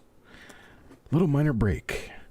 While I move on to Levels of Madness, let's take a look and see what Levels of Madness gets first. It's a spotty 58 plane. I'm not even going to continue with this. No, I have to now because I just found a 58 plane double die reverse. This isn't one, so we are going to move on now. All right. Forget you saw that coin. We're going to move on to another one. What's this? 57D. What do we have on this little 57D? Not seeing a whole lot.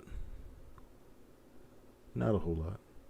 I'm getting another bag of coins that are all 1950s, but they all have mint marks. So we'll do a reveal on the mint mark bag in a couple of weeks. I got a lot of stuff to get done. Oh, look at that. It's a cute little teardrop shaped die break inside the left wheat. Got a little bit of a die crack running on the right side here. See if I can get it to show up. You can sort of see it. Sort of don't count here though. Alright, next coin for Levels of Madness. It's 420 somewhere, that's for sure. It's 56D, but I don't see anything special on this one yet. Not seeing anything here. It's one of those weird things when you just kind of turn your nose a certain direction and you get a little tiny whiff. That's all it takes. Just a little tiny whiff.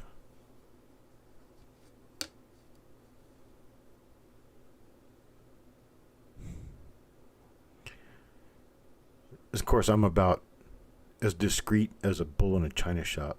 Wife and I walking down the sidewalk. Look here, say, "You smell weed?" I smell weed. And she looks at me like, shut the hell up.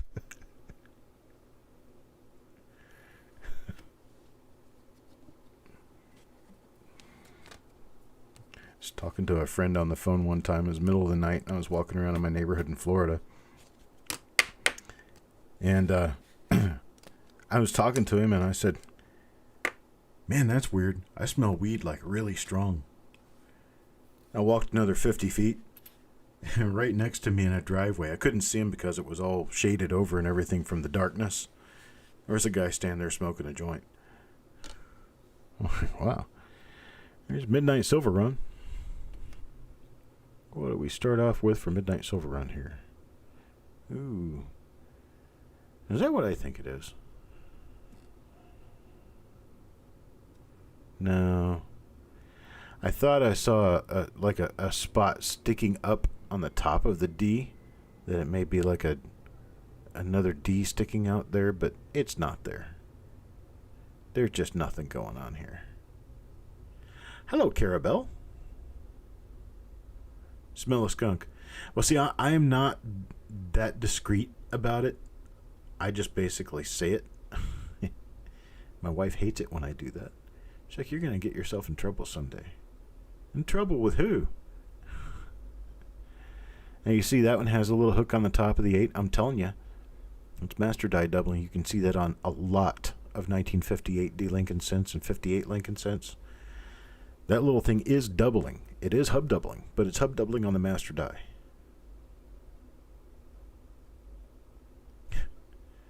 Everything's a 58D memorial after you've been token on the hippie hay. I'm going to toss this. Because that's just an ugly looking coin. Other than the date and mint mark area, it's just an ugly looking coin. Let's look at the reverse real quick and see. Yeah, see, it's just got crud all over it. Not a die variety. It's a low grade coin. It's got crud all over it. It's gone. I'm going to save you from that after at midnight. Let's see what I get here. Another one for you. Oh, this is a 58 plain. This is a decent shiny looking coin. I purposefully pulled one that looked kind of shiny. I just wanted to see. Just wanted to see. Got nothing there. Let's cross our fingers for a double die reverse. How about that? What do we have here? It isn't. Not a double die reverse.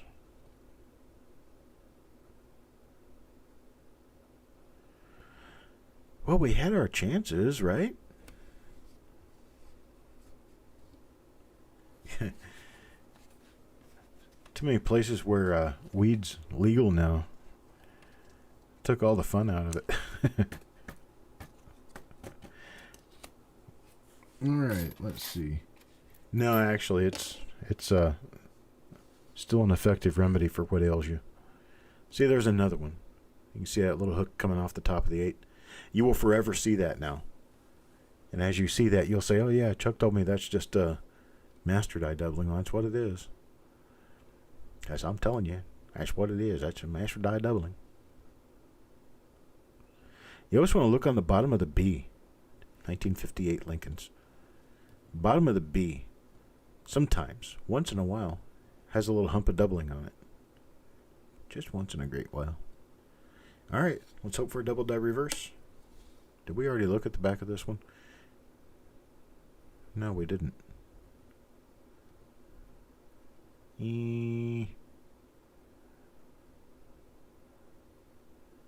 This one is not a double die. It looks kind of like it, and then you kind of pick at it a little bit, and it's just not there. There's no extra thickness to the wheat. There's very, very little extra thickness to the bottom of the E. The dot doesn't look necessarily round, but it's not egg-shaped either. But then what gives it away is that your P, your L, your U, none of that has any kind of doubling at all. No stretch, no extra thickness, no nothing. So, where you live, wait a minute. Where you live, you go to jail for having weed? God. Oh, not here. I don't think, anyway. I don't know. I'm in North Carolina now. When I was in Florida, you'd get a ticket for it. They might put you in prison here for it. I don't know.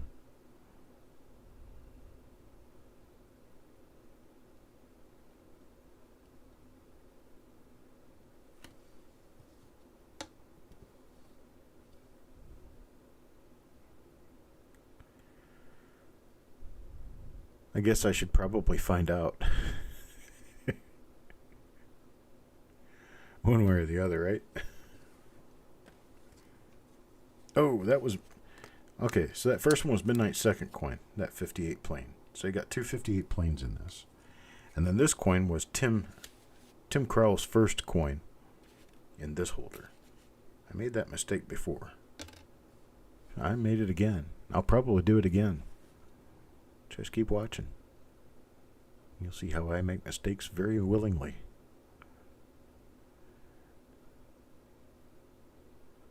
He's talking out both sides of his mouth. I didn't say that. I did not say that. There's so many things I said tonight that I did not say.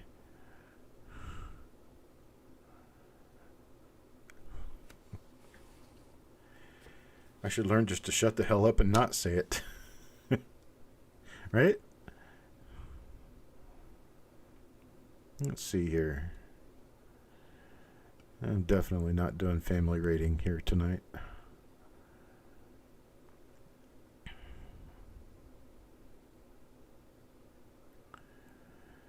Definitely not family rated tonight. This is definitely not a broadcast for children.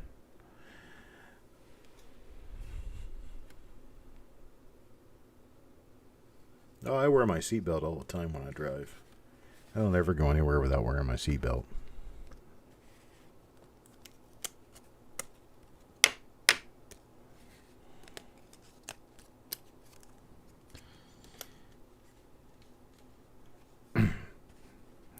Now, see, but when I'm riding with my wife, I don't like wearing my seatbelt because then that makes it slower to bail out when she starts running off the side of the road. Toss what?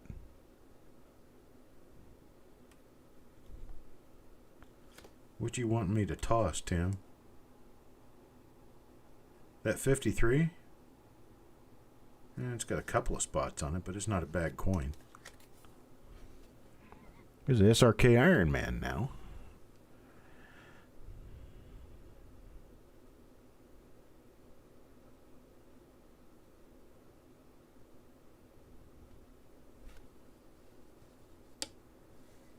You got a seatbelt ticket? This one's got some circulation wear on it, so we're going to toss it because it is a little circulated on the reverse. And we're going to move on to this one, whatever it is. It's a 57. Nice, cute looking red-brown coin. Pretty clean looking. Got nothing on the obverse, though. Flip it over and take a look at the reverse and see what we have going on there. And it looks like double nothing. We'll give it a shot. Let's take a look at his next coin. This is SRK's second coin here. Got a 57D this time. No doubling, no mint mark, no issues to speak of. So we flip it over and we take a look at the other side to see what happened.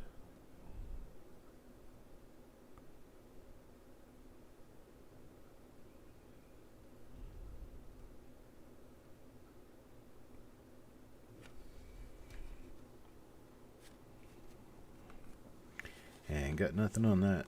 So I'm going to keep moving.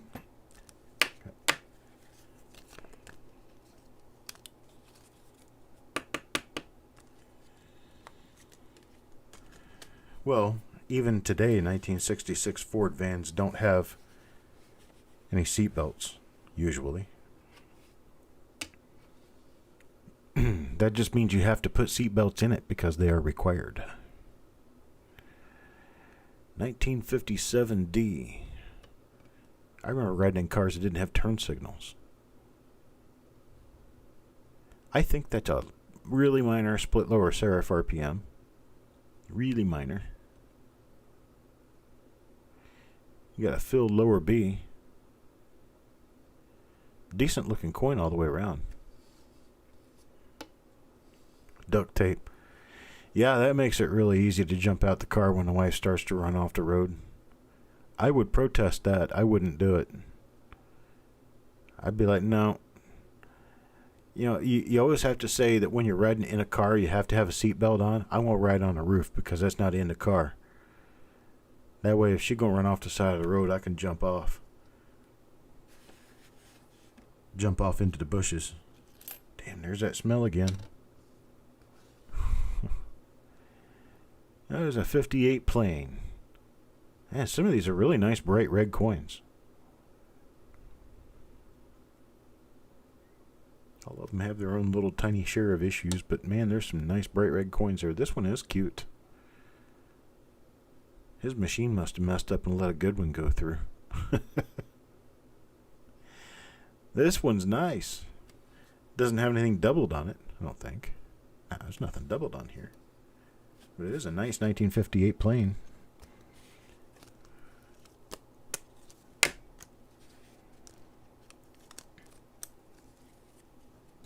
The mom's arm seat belt. I wonder how many moms now realize how fruitless a move that would be. Trying to hold back even a 50-pound kid with your arm at a collision where they're moving forward at the speed of a bullet. And you think your arm is going to stop them.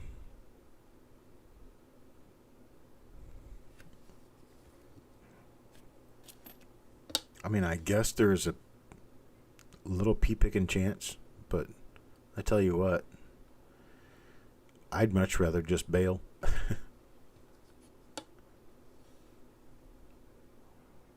Yep. Almost did it one time. She got off to the rumble strip. I already had the door open.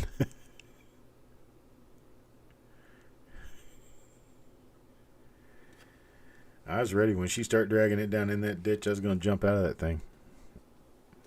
You can't do that when you got your seatbelts on.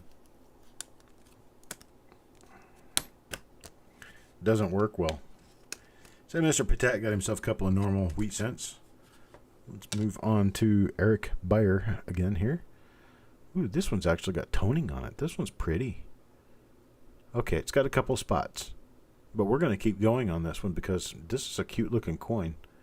I picked it up because it's got really nice bright luster. That's all I can see. I can't even read the date on the things.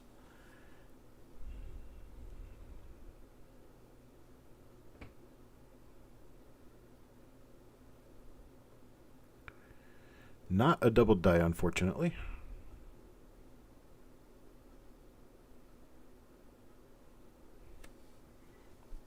Still a nice. I can remember sitting on my grandpa's lap and driving the car. I couldn't even see up over the edge of the edge of the dash. But I was holding the steering wheel, sitting on my grandpa's lap. Man, I thought I was big. This was years and years and years ago. Don't really remember what I was driving.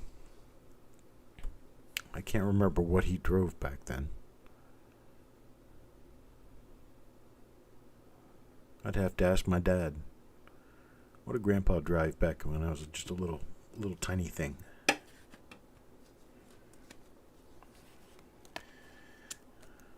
My dad would probably tell me, he drove a 1957 Chevy. Like, no, Dad, when I was alive, when I was actually growing up, nobody drove 57 Chevys when I was growing up.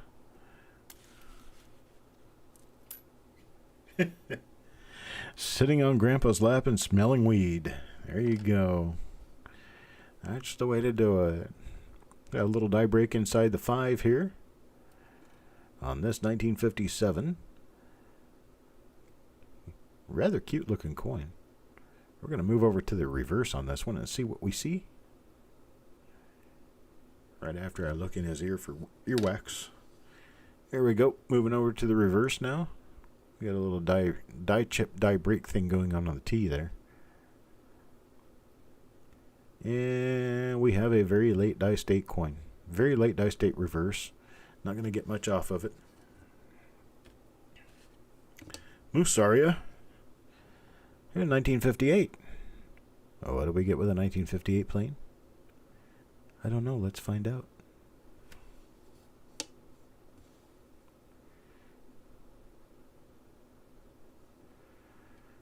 Usually when I see 1958 plane, I'm kind of lacking excitement. But after tonight, that may change.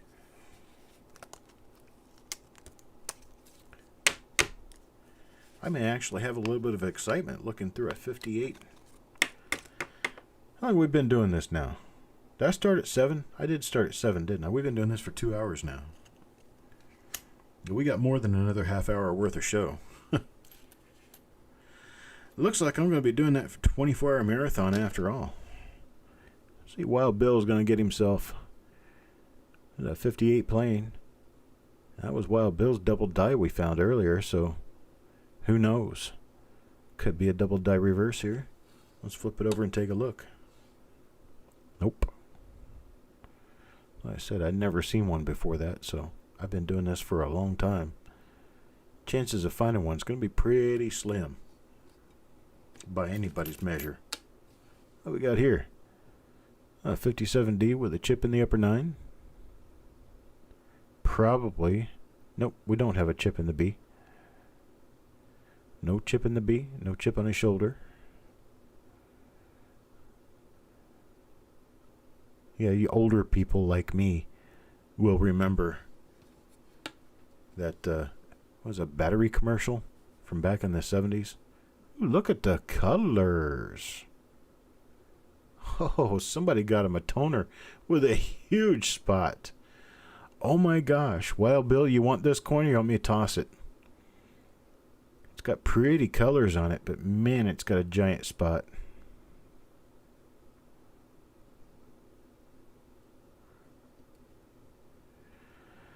So you decide, my brother. This thing's almost the size of the letter it sits on. Too bad that's been growing like that, because this was a very nice looking coin before that.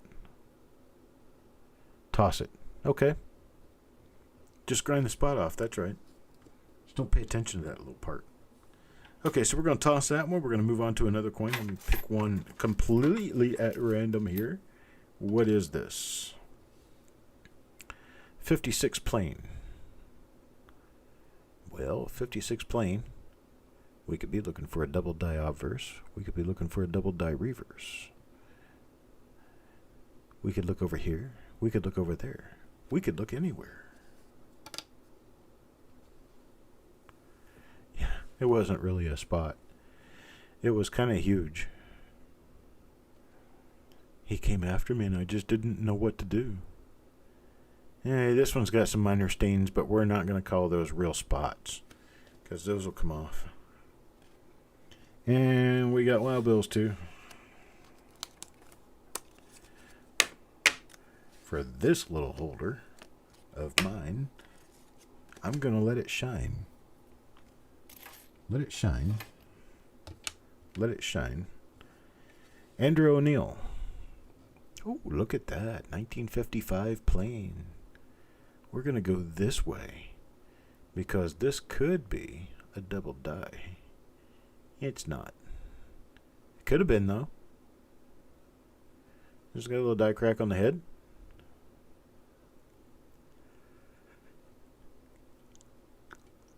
That's kind of an unusual direct die crack across the shoulder there. Now, there are double die reverses known for 1955 plane. This is not one of them, but there are double die reverses, class 6. Nice distended hub doubling. And I see nothing. Nothing, Dr. Jones. So that's number 1. Here's number 2. Number 2 is a 58D. 58D, we see nothing there, nothing there, nothing there, nothing there, and nothing there. Let's flip it over and take a look at the other side. And we have not a double die. Jim, what are you watching me? Are you watching me on a TV? Is that how that's working? Or you got the big speakers? If I yelled out something real loud, the neighbors would hear it? Is that what we got? Or do you live out in the country and don't have any neighbors? That's where I'd be if I lived in your neighborhood. I'd be in a place where I could live where I don't have any neighbors. I love people that much. I just don't want to get in your way. Really. That one looks like could be a minor double die lid. Looks like it could actually be. So there's a break in the B, a break in the 9, what looks like could be a minor double die lid. I would be into checking into this to see what else it might be. Oh, I'm sorry, Jim Schwartz. I was talking to Jim Fletcher.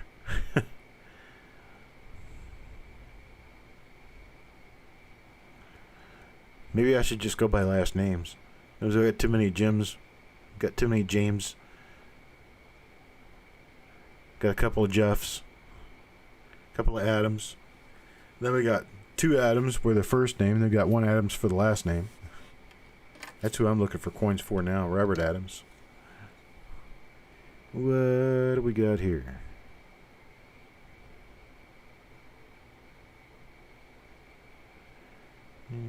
Nothing really different from the last coin all that much.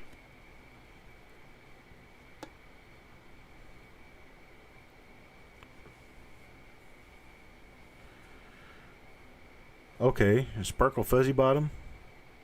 I'm going to remember that. Sparkle fuzzy bottom.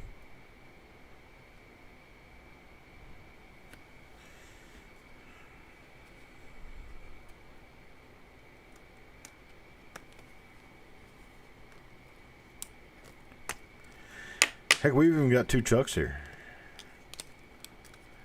Nice. Me and the gentleman who so kindly refers to himself as Chuck number 2. Or Chuck 2. Oh, I'm out of coffee. My gosh. Life is almost over. Levels of Madness. Let's pick a coin out for you. See if we can get you something good. A 56 plain. Looks like Scarface. Scarface. Right there.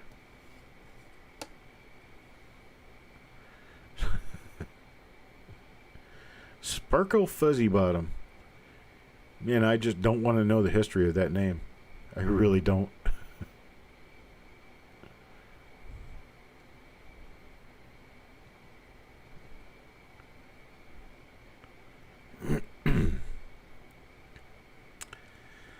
Okay, so before we got that far into the personal aura of an unintended participant in the conversation, Jim Fletcher, what are you listening to me on? I haven't forgotten the question. Nothing there, unfortunately, but we do have a nice little array of small die chips for you.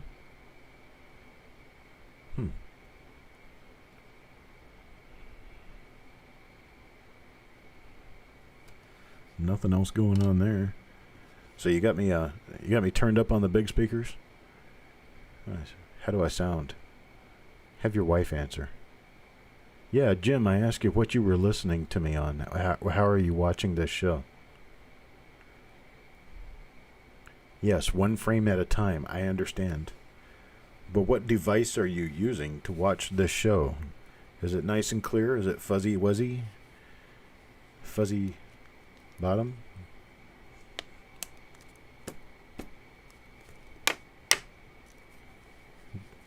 Oh, you're watching me on a 55? So what does Mama think?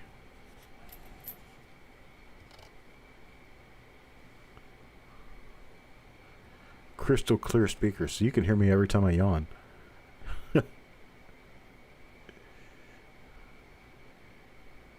Oh, that's different. We have a spot that made color. What color is that? That looks green. Gray. Green. Yeah, we're going to toss this one out. She hates it. Oh my gosh. Well, nothing like a bad review to make your day. This is not a double die, so I'm just going to put it in the waste pile. I don't want to see Farm Dog have to take this one home. Let's see what this is. 57D. Relatively decent, clean looking coin.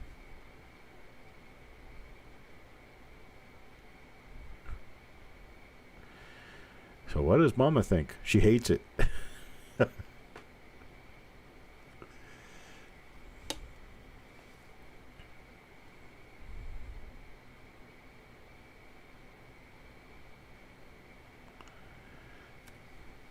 Does she hate it because you spend money, or does she hate it because of what it is? I don't want to do that yet. Get another coin for Farm Dog first. There's a 58D with double split serifs. We've got a little split on the upper and a little split on the lower. This should be identifiable. There we go. Got ourselves another little RPM and a doubled eyelid. It's an RPM and doubled eyelid. So this would be something that would be an interesting one to find out if it's listed, and if it's not, get it listed. RPM plus doubled eyelid means an RPM DDO coin. Do we have a DDR?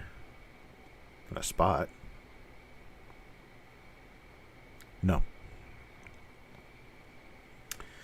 But we do have a DDO RPM for Farm Dog.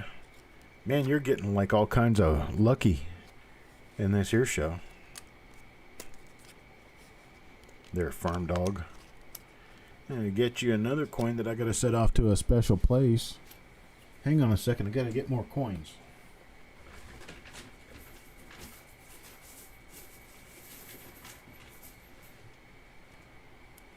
Had to go back to the source.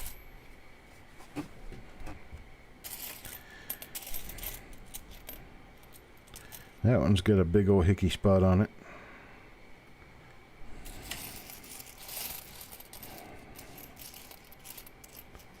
That one's got a big old hickey spot on it.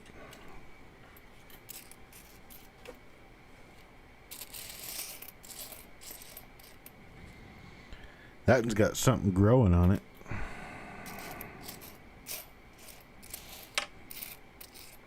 Okay. So Jim Fletcher. Jim Fletcher will pull out a coin for you. 1956D. Nice little start from this little handful. Got a little tiny struck through at the end of the 9 of the date.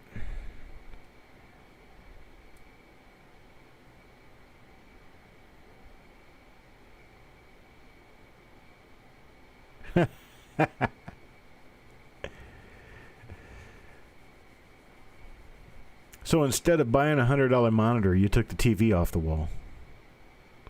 That is a little minor doubled eyelid right there. You can see it inside the eye. Little tiny minor doubled eyelid on this 1956D.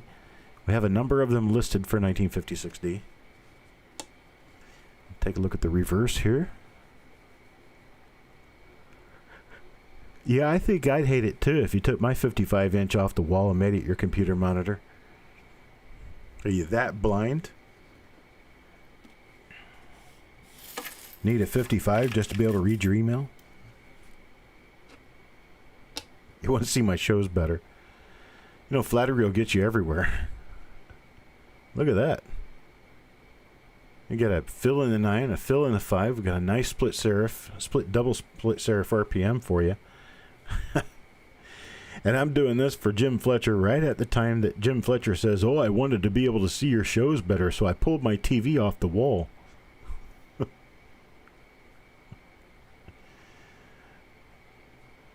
What do you know, brother? Got yourself some die cracks in the hair, too. What do we got on the reverse?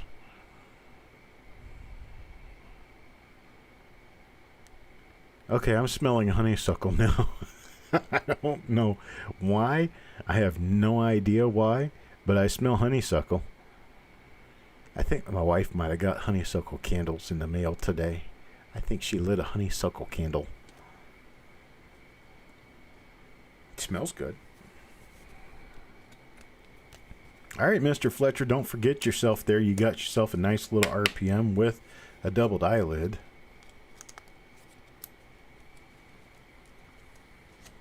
And we're up to Kelly Michaud now. Kelly Michaud, let's see what Kelly Michaud gets. Kelly Michaud didn't get a full complement of spots, so he actually offered some of his spots to somebody else. Hey, looky there. And he got a RPM, first coin down. First coin down got an RPM. Let's keep moving and see what we see on here. No hub doubling. Just an RPM. Let's move it on and see what else we can see. On the reverse side of this coin, we have a 1957D Lincoln cent. Yep, that's pretty much all it is. Okay, Kelly's second coin, what's it going to be? Ooh, that's a nice clean 1955 right there. No, it isn't. It has spots. Well, we're going to check for the DDO. We don't have the DDO. We're going to check quick for the DDR. And if we don't have the DDR, we're going to toss this one because it's got spots on it. Another spot there. We got nothing on this coin, so I'm just going to toss it. And let's see. Here's one that looks shiny. It's a 58 plain.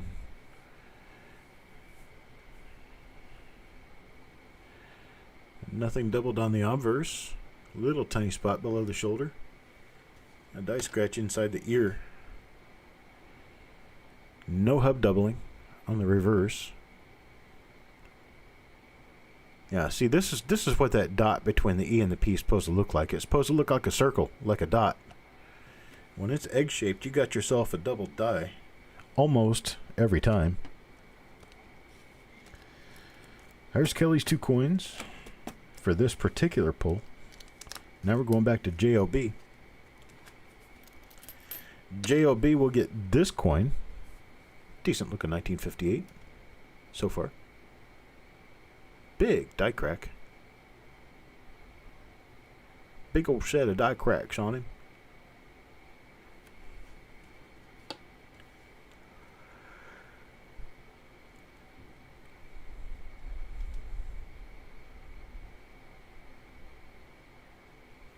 Nothing there.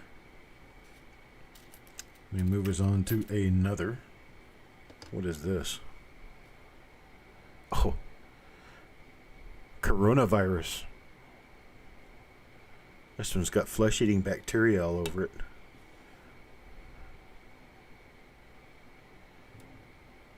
Yeah, I think we're significantly done with this one. Pretty much done with that coin. Let's move on to one that looks a little better, I think. What's that, 58D? What do we have here? A little bit of damage on the mint mark. Just a little bit, though.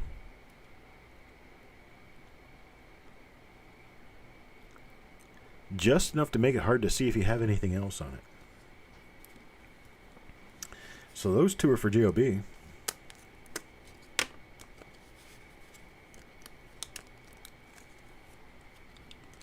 Now let's move on. Joe McBride. Mr. McBride, this coin's for you. 1955. Good start. Still a 1955. Good start. Do we have it? No, we don't. Not a double die. Obverse. What about the reverse? Not a double die reverse either. A few little spots here and there, but we're not going to call that a bad coin just for that. There's a 58D, I think. Yeah, this one was shining at me. It said, pick me, pick me, pick me. So I did. I don't know why. I guess it was saying pick me because it never gets picked for a team. It would have made it pick him because, he was a loser.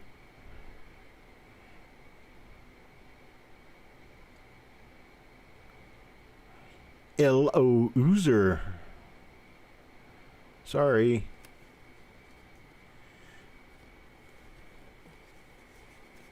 Back to Farm Dog again. Going back to Farm Dog? What can we get for Farm Dog? Yeah, it's a 56D. I have to check it, but it's got spots on it. Okay. None of what we would be hoping for, and it has spots, so I'm going to toss it. We'll toss this one off to the side, move on to the next coin. Some of you people who might say, wow, he does that too well. That's what I grew up in. That's how I talked when I was a kid. Oh. Be still my beating heart. We got a 1950, but it's ugly. Yeah, the 1950 rolls are $100 a roll. 1950 rolls, BU rolls, $100 a roll. That's not cheap, folks. That's $4 a coin just to buy them. Okay, I threw that one out. There's a 56 plane. Let's see what this 1956 plane has on it. Oh, look at that. We've seen something just like that before. I think it was on a 56 plane, too. We may be looking at the same die again. There is that chance in there, since these coins are uncirculated, and they were probably mixed in from rolls. And then rolls were spit out that were nice and clean, and what was left is what's in this bag. Oop, I'm not going to move him yet. Got to get him a second coin. Here, let's look at this one. Well, it's another 56 plane.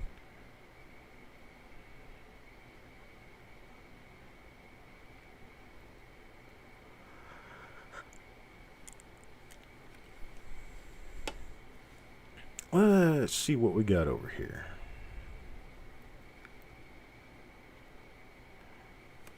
Nope. Nothing there.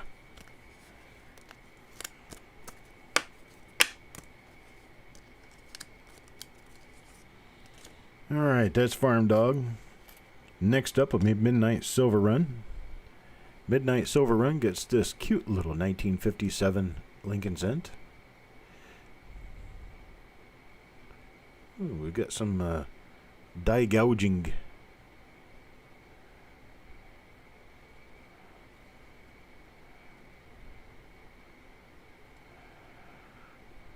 Oh, look, we've got a buy. We've got a buy for midnight. That one's got a lot of markers on it, too. That's kind of cool. So we got a little buy error. Got a die crack on the forehead. We've got gouges up in the end. Got a lot of die scratches around on this. We've got a big old gouge next to the S of trust. And we have a buy. What do we have on the reverse? Big old bird's nest inside the E of States.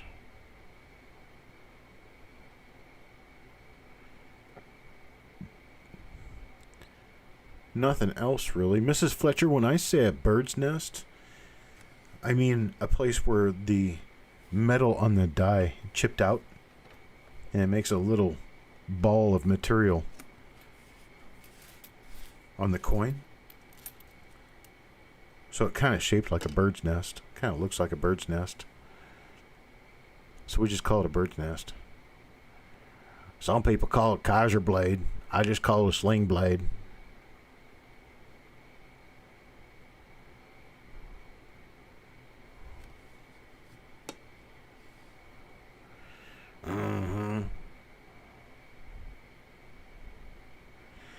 Well,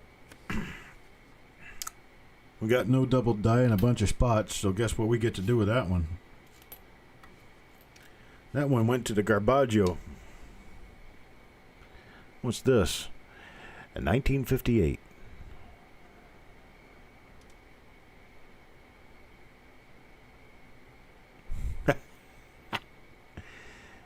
We got bird's nests at the house. And next time I find a bird's nest, you'll have to come over and take a look at it. Not one there.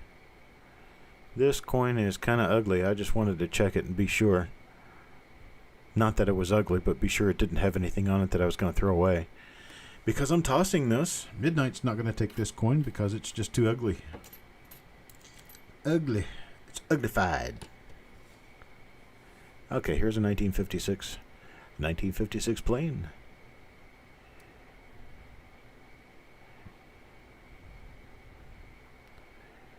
And call us right here on the request line at 1-800-YOUR-PENNY. 1-800-YOUR-PENNY. Call us on the request line. Tell us what you'd like to hear. We'll get it up on the radio.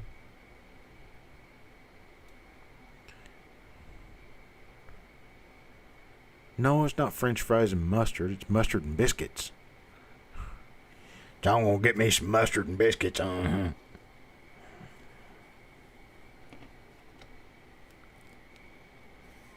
Chickens, geese, and a duck. Now, usually people have more than one duck and only one goose. But you've got geese and one duck. You must like eating duck. Ducks don't like to live by themselves, you know. They like to have others with them. That's going to get chunked before I even get into it. There's another ugly one. Oop, that's a 56D though, isn't it? No, it's a plane. I'm going to chunk that one too. Okay, let's look at this. What's this on it? Well, we got... Oh, it's a 57 plane, but spotty. Gosh. 7 ducks, 4 chickens, and 2 ringneck pheasants. But they're babies. They're all pets in our backyard in the ghetto city we live in. You live in a ghetto city and you got all those birds? Must be New York, right? This coin is actually odd looking. It's also got spots, so we're going to chunk it. Had 4 ducks down to 1. Had 4 geese and a nest with 7 eggs. Now see, you're down to 1 duck. That's because you like eating them. I'm telling you. They're disappearing somehow. There we go. There's Level's first coin here. End up having to toss a couple. Really nice looking 1958 DRPM there. Got himself a winner. Winner, winner, chicken dinner. Or in Jim Fletcher's case, it's a duck dinner. Potted meat. That's like they're talking up in, somewhere up in the north. They call loose meat sandwiches. You just don't use the term loose and meat together. It just doesn't work.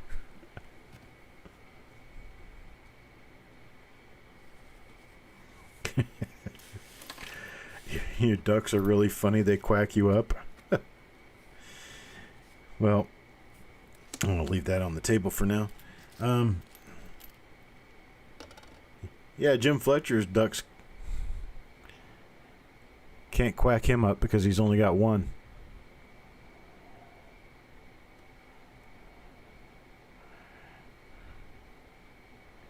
Only got 1 duck. It's like having 1 wheel on your car. Of course, I can't say 1 wheel on your house, then I'd be... That would be a derogatory statement.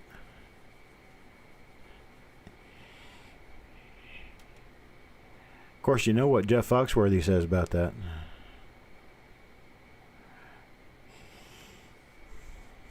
If your house has wheels and your car doesn't, you might be a redneck.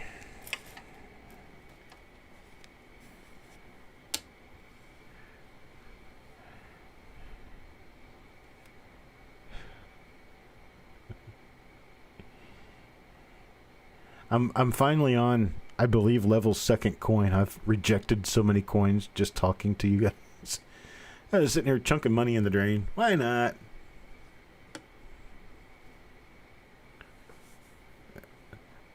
The duck walked right in. Walk right in, sit right down. We're gonna fry you up for dinner. We're gonna have Hassenpfeffer.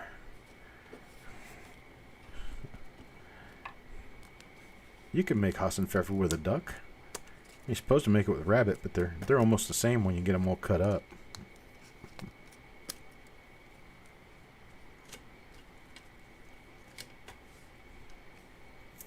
Let's see what comes next. Timsey.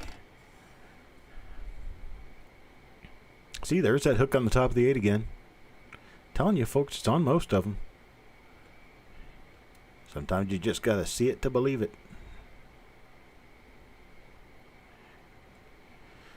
There's some yell from Missouri there. Show me.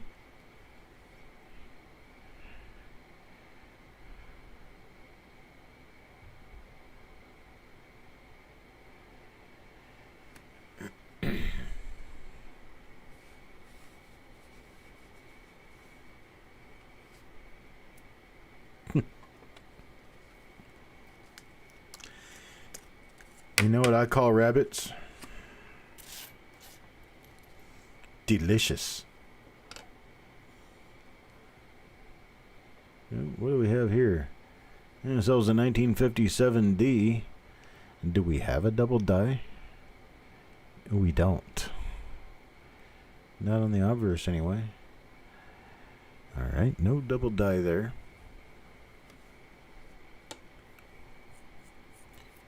Yeah, but you talk to the people up in northern Illinois, they talk about loose meat sandwiches all the time. I think you go on up into Michigan with that. Michigan, Wisconsin, I don't know exactly where. This was a rusted die. That's a very strange looking thing for a wheat scent. So that little bit of speckling to the left of the U and below the M there, and there's a bunch of it down here next to the T. That was rust on the die. That's actually very interesting.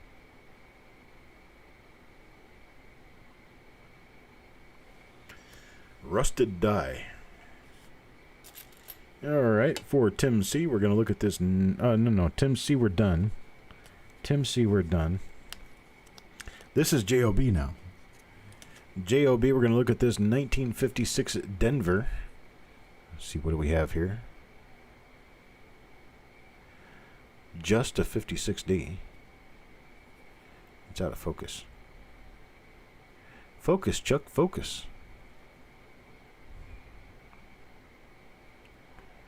Let's see.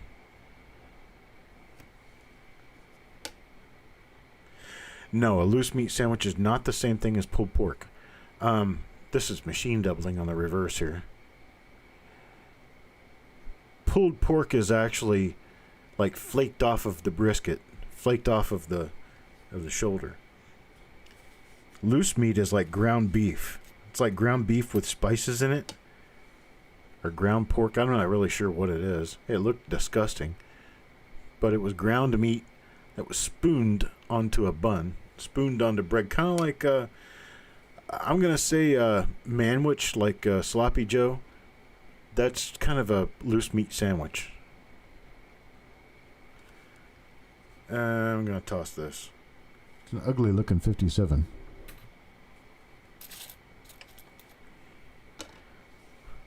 So what'd that 57 ever do to you?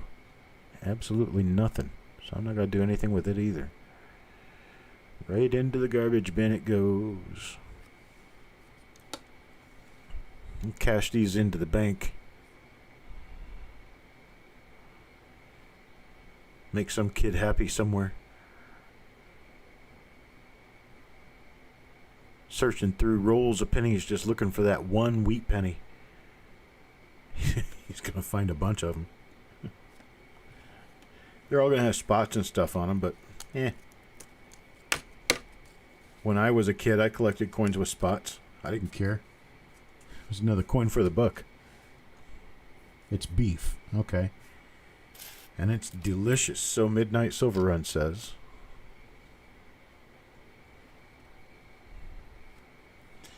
Alright, so here's a 56D for JOB. I do believe that has a little split up in the top. I do believe it does. Get up closer to it and see. Yeah, maybe not. I thought it did, but that may just be a little bit of damage to the coin.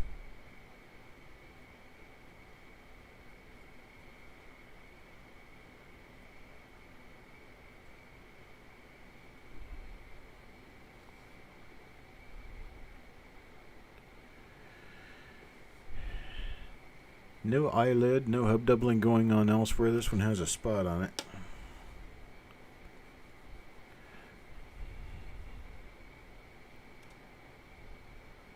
Nice big old hit.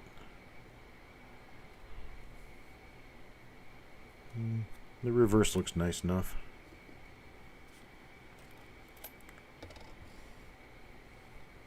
What we got here? What's another 56D?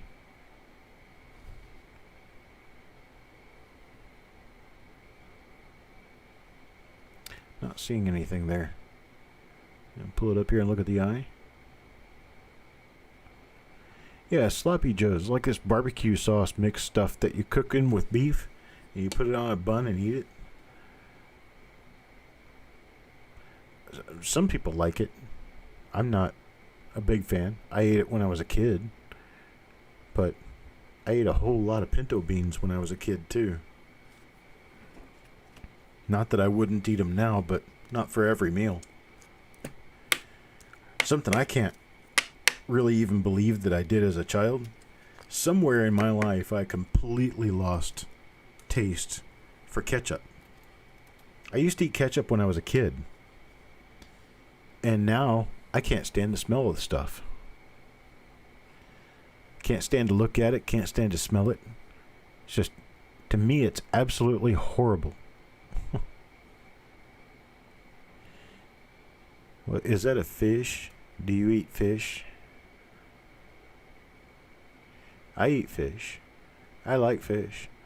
In fact, I got to call my guy over at the market and see if they got some golden tilefish in. I love golden tilefish. Problem with golden tilefish is that you have to go really deep to catch it, which means you have to go out to sea a bit. And they're not a commercial fish. So the guys who catch it, they burn up a full tank of gas getting out there and back just to catch them. And when they do, they turn out to be like $20, $25 a pound. But they're good fish. But they're not expensive because they're good. They're expensive because they're hard to catch. Golden tilefish. Try it sometime. You can almost get like a steak cook out of it. It's not like swordfish, though. It's a real tender fish. It's really good. Mild. Doesn't have a whole lot of bite to it. You want to talk about an unmild fish, go tuna. Now, tuna fish, a lot of times good tuna fish, really good tuna fish steak, doesn't hardly have any fishy kick at all. But you go with the canned tuna, especially the chunk light tuna. Man, that stuff... If you're not a fish lover, that stuff will turn your stomach. I love fish, though. I eat a lot of fish. When I can. Alright, Ray Longy. Ray Longy looking at this 1957D Lincoln Cent. And as we twirl it around, we can see the brightness of its surface. And the die scratches come to you, compliments of copper coins. We have a lot of northeast to southwest die scratches. And it's a pretty coin on the obverse. Spot on the reverse. Another spot on the reverse. Another spot on the reverse. Goodbye. Goodbye. Ketchup ruins the taste of anything that it's near. I swear I can taste ketchup on stuff if the ketchup is stored within 3 feet of it in the cupboard. Ketchup is not allowed in my house. When we go to like a fast food joint, wife gets fries. Ooh, look at that. A nice little die chip off the bow tie on this 1956 plane. Let's take a look at the other side. Yeah, if she gets fries and thinks she needs to eat ketchup, we'll sit at separate tables. I won't sit at a table with anybody eating ketchup. Nasty stuff. And I used to eat this stuff when I was a kid. I just don't believe it. I know I did. One of my favorite things to do, though, is when Mom would make a big old giant pot of pinto beans in the pressure cooker. Yeah, I'm poor as dirt. I grew up that way. Mom make a big old pot of beans in the pressure cooker. I'd put relish on them. I liked relish on my beans. Make them a little bit sweet. Kind of like pickle relish. I'm just talking about like regular pickle relish. I think we're going to chunk this one off. Yeah, this one's not got anything cute and pretty on it, and it's spotted, so we're gonna beat this one down.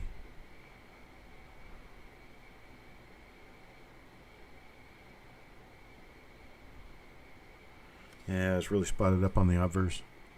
That's too bad because it's got a nice reverse on it. What is this?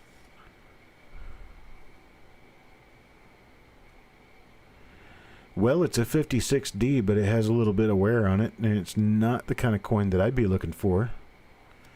Bye-bye. I've rejected about half as many coins as I have put in flips this evening.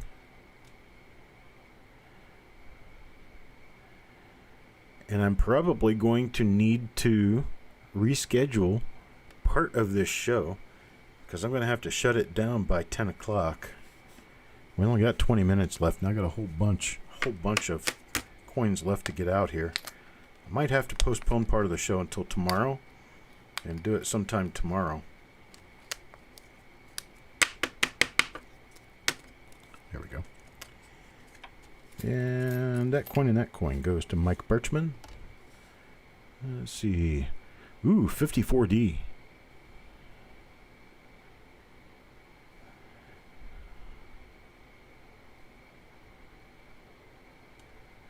Nothing on the mint mark. Nothing on the date. Nothing on the eye. Nothing in the motto. Nothing on Liberty.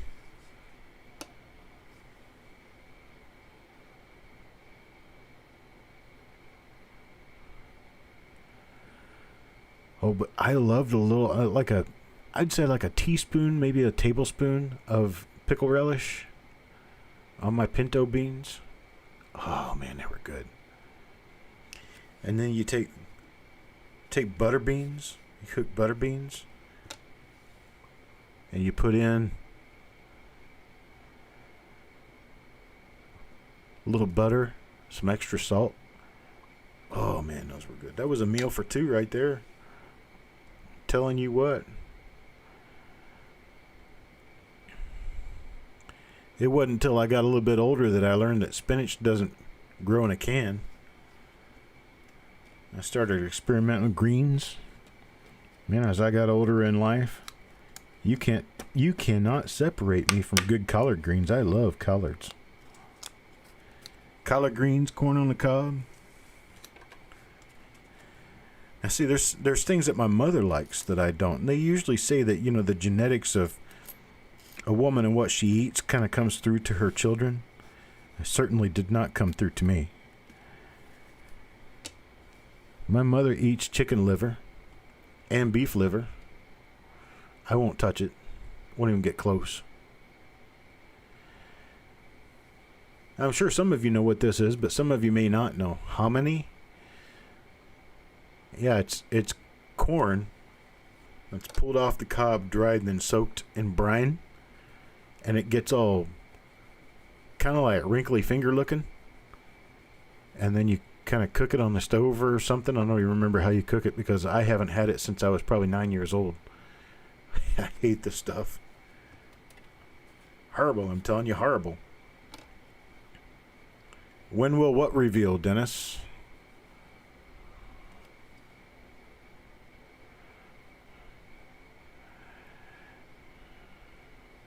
Chopped kimchi. You know, I had some kimchi put in front of me, and I didn't try it. I guess I couldn't bring my. Ooh, yuck! Wow, what kind of a chemical experiment do we have going on here? Well, that's definitely going in the garbage. Let's try a different coin there, Jeff. The 1964 reveal was yesterday, or no, it was this morning. That's already done.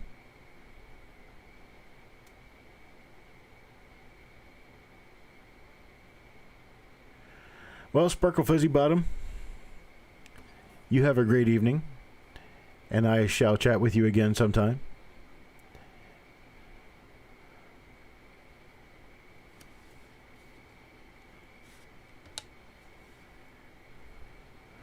Don't forget to dial up the Copper Coins channel and watch us do a lot of interesting things, like going through rolls and rolls of coins. The 64 Philadelphia roll reveal was at 1:30 today. It should already be up on the interwebs, there for you to see. I'm going to do this one more coin here. Actually, two, 4. So we've got another one for Jeff Dunn and one for Jim Fletcher coming up. So I'm going to do Jim Fletcher and Jeff Dunn, and then I'm going to take a break for the evening. We'll have to start this back up tomorrow. I did not realize how much time these would take. Evidently a lot more time than a single roll. Hey, look, there's a 1958. A little darker than the average coin, but it's still nice uncirculated. Yeah, I said liver. I can't believe anybody would eat that part of an animal. That and the brains. I just don't get it.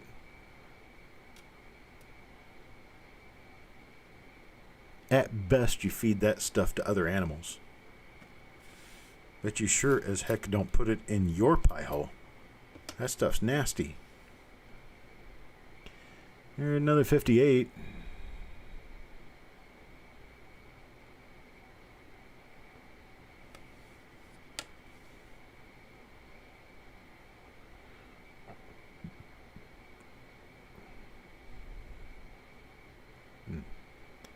That looks like could have been a very inconsequential rim clip.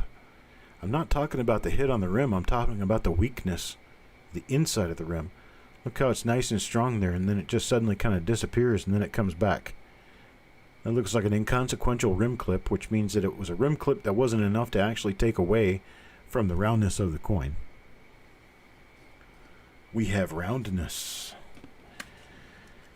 That'd be for Jim Fletcher. Kimchi in place of relish.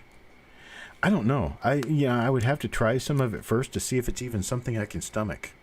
Not sure I can. I know what it is. It's buried rotten cabbage. All right, got our 2 coins picked up for Jeff Dunn. Our first one is 1953 plain. 1953 plain. I'm not really sure I know of anything on the 1953 plains. That doesn't keep me from looking at them, though. I know what a double die looks like. So if I find one, then I found one, right?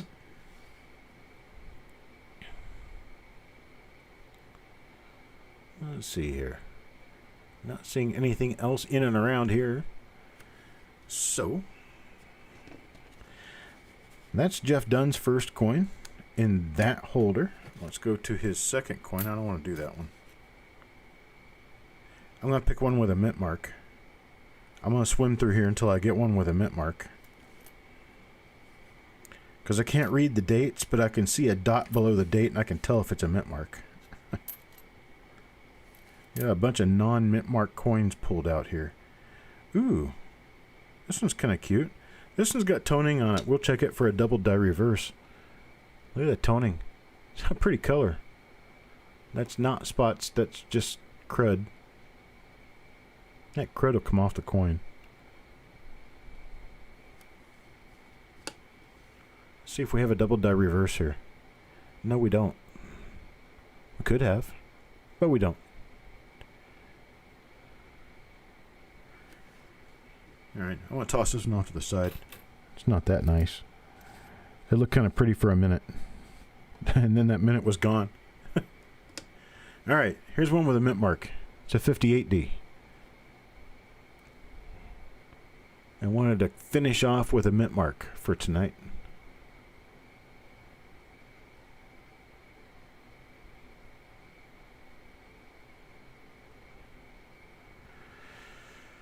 Okay, nothing on the obverse of that one.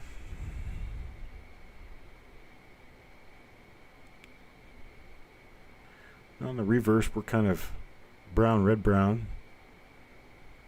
We don't have any doubling on that either, so kind of an anticlimactic end to a great night. So I've done over 2/3, and this is what I've got left. If you see your name, just know that you're going to be in the rebroadcast show.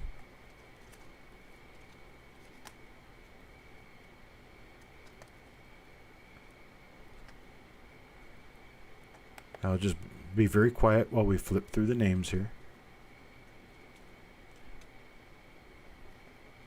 Adam Connor's got himself a few of them here. I'm guessing that probably most of you are in this.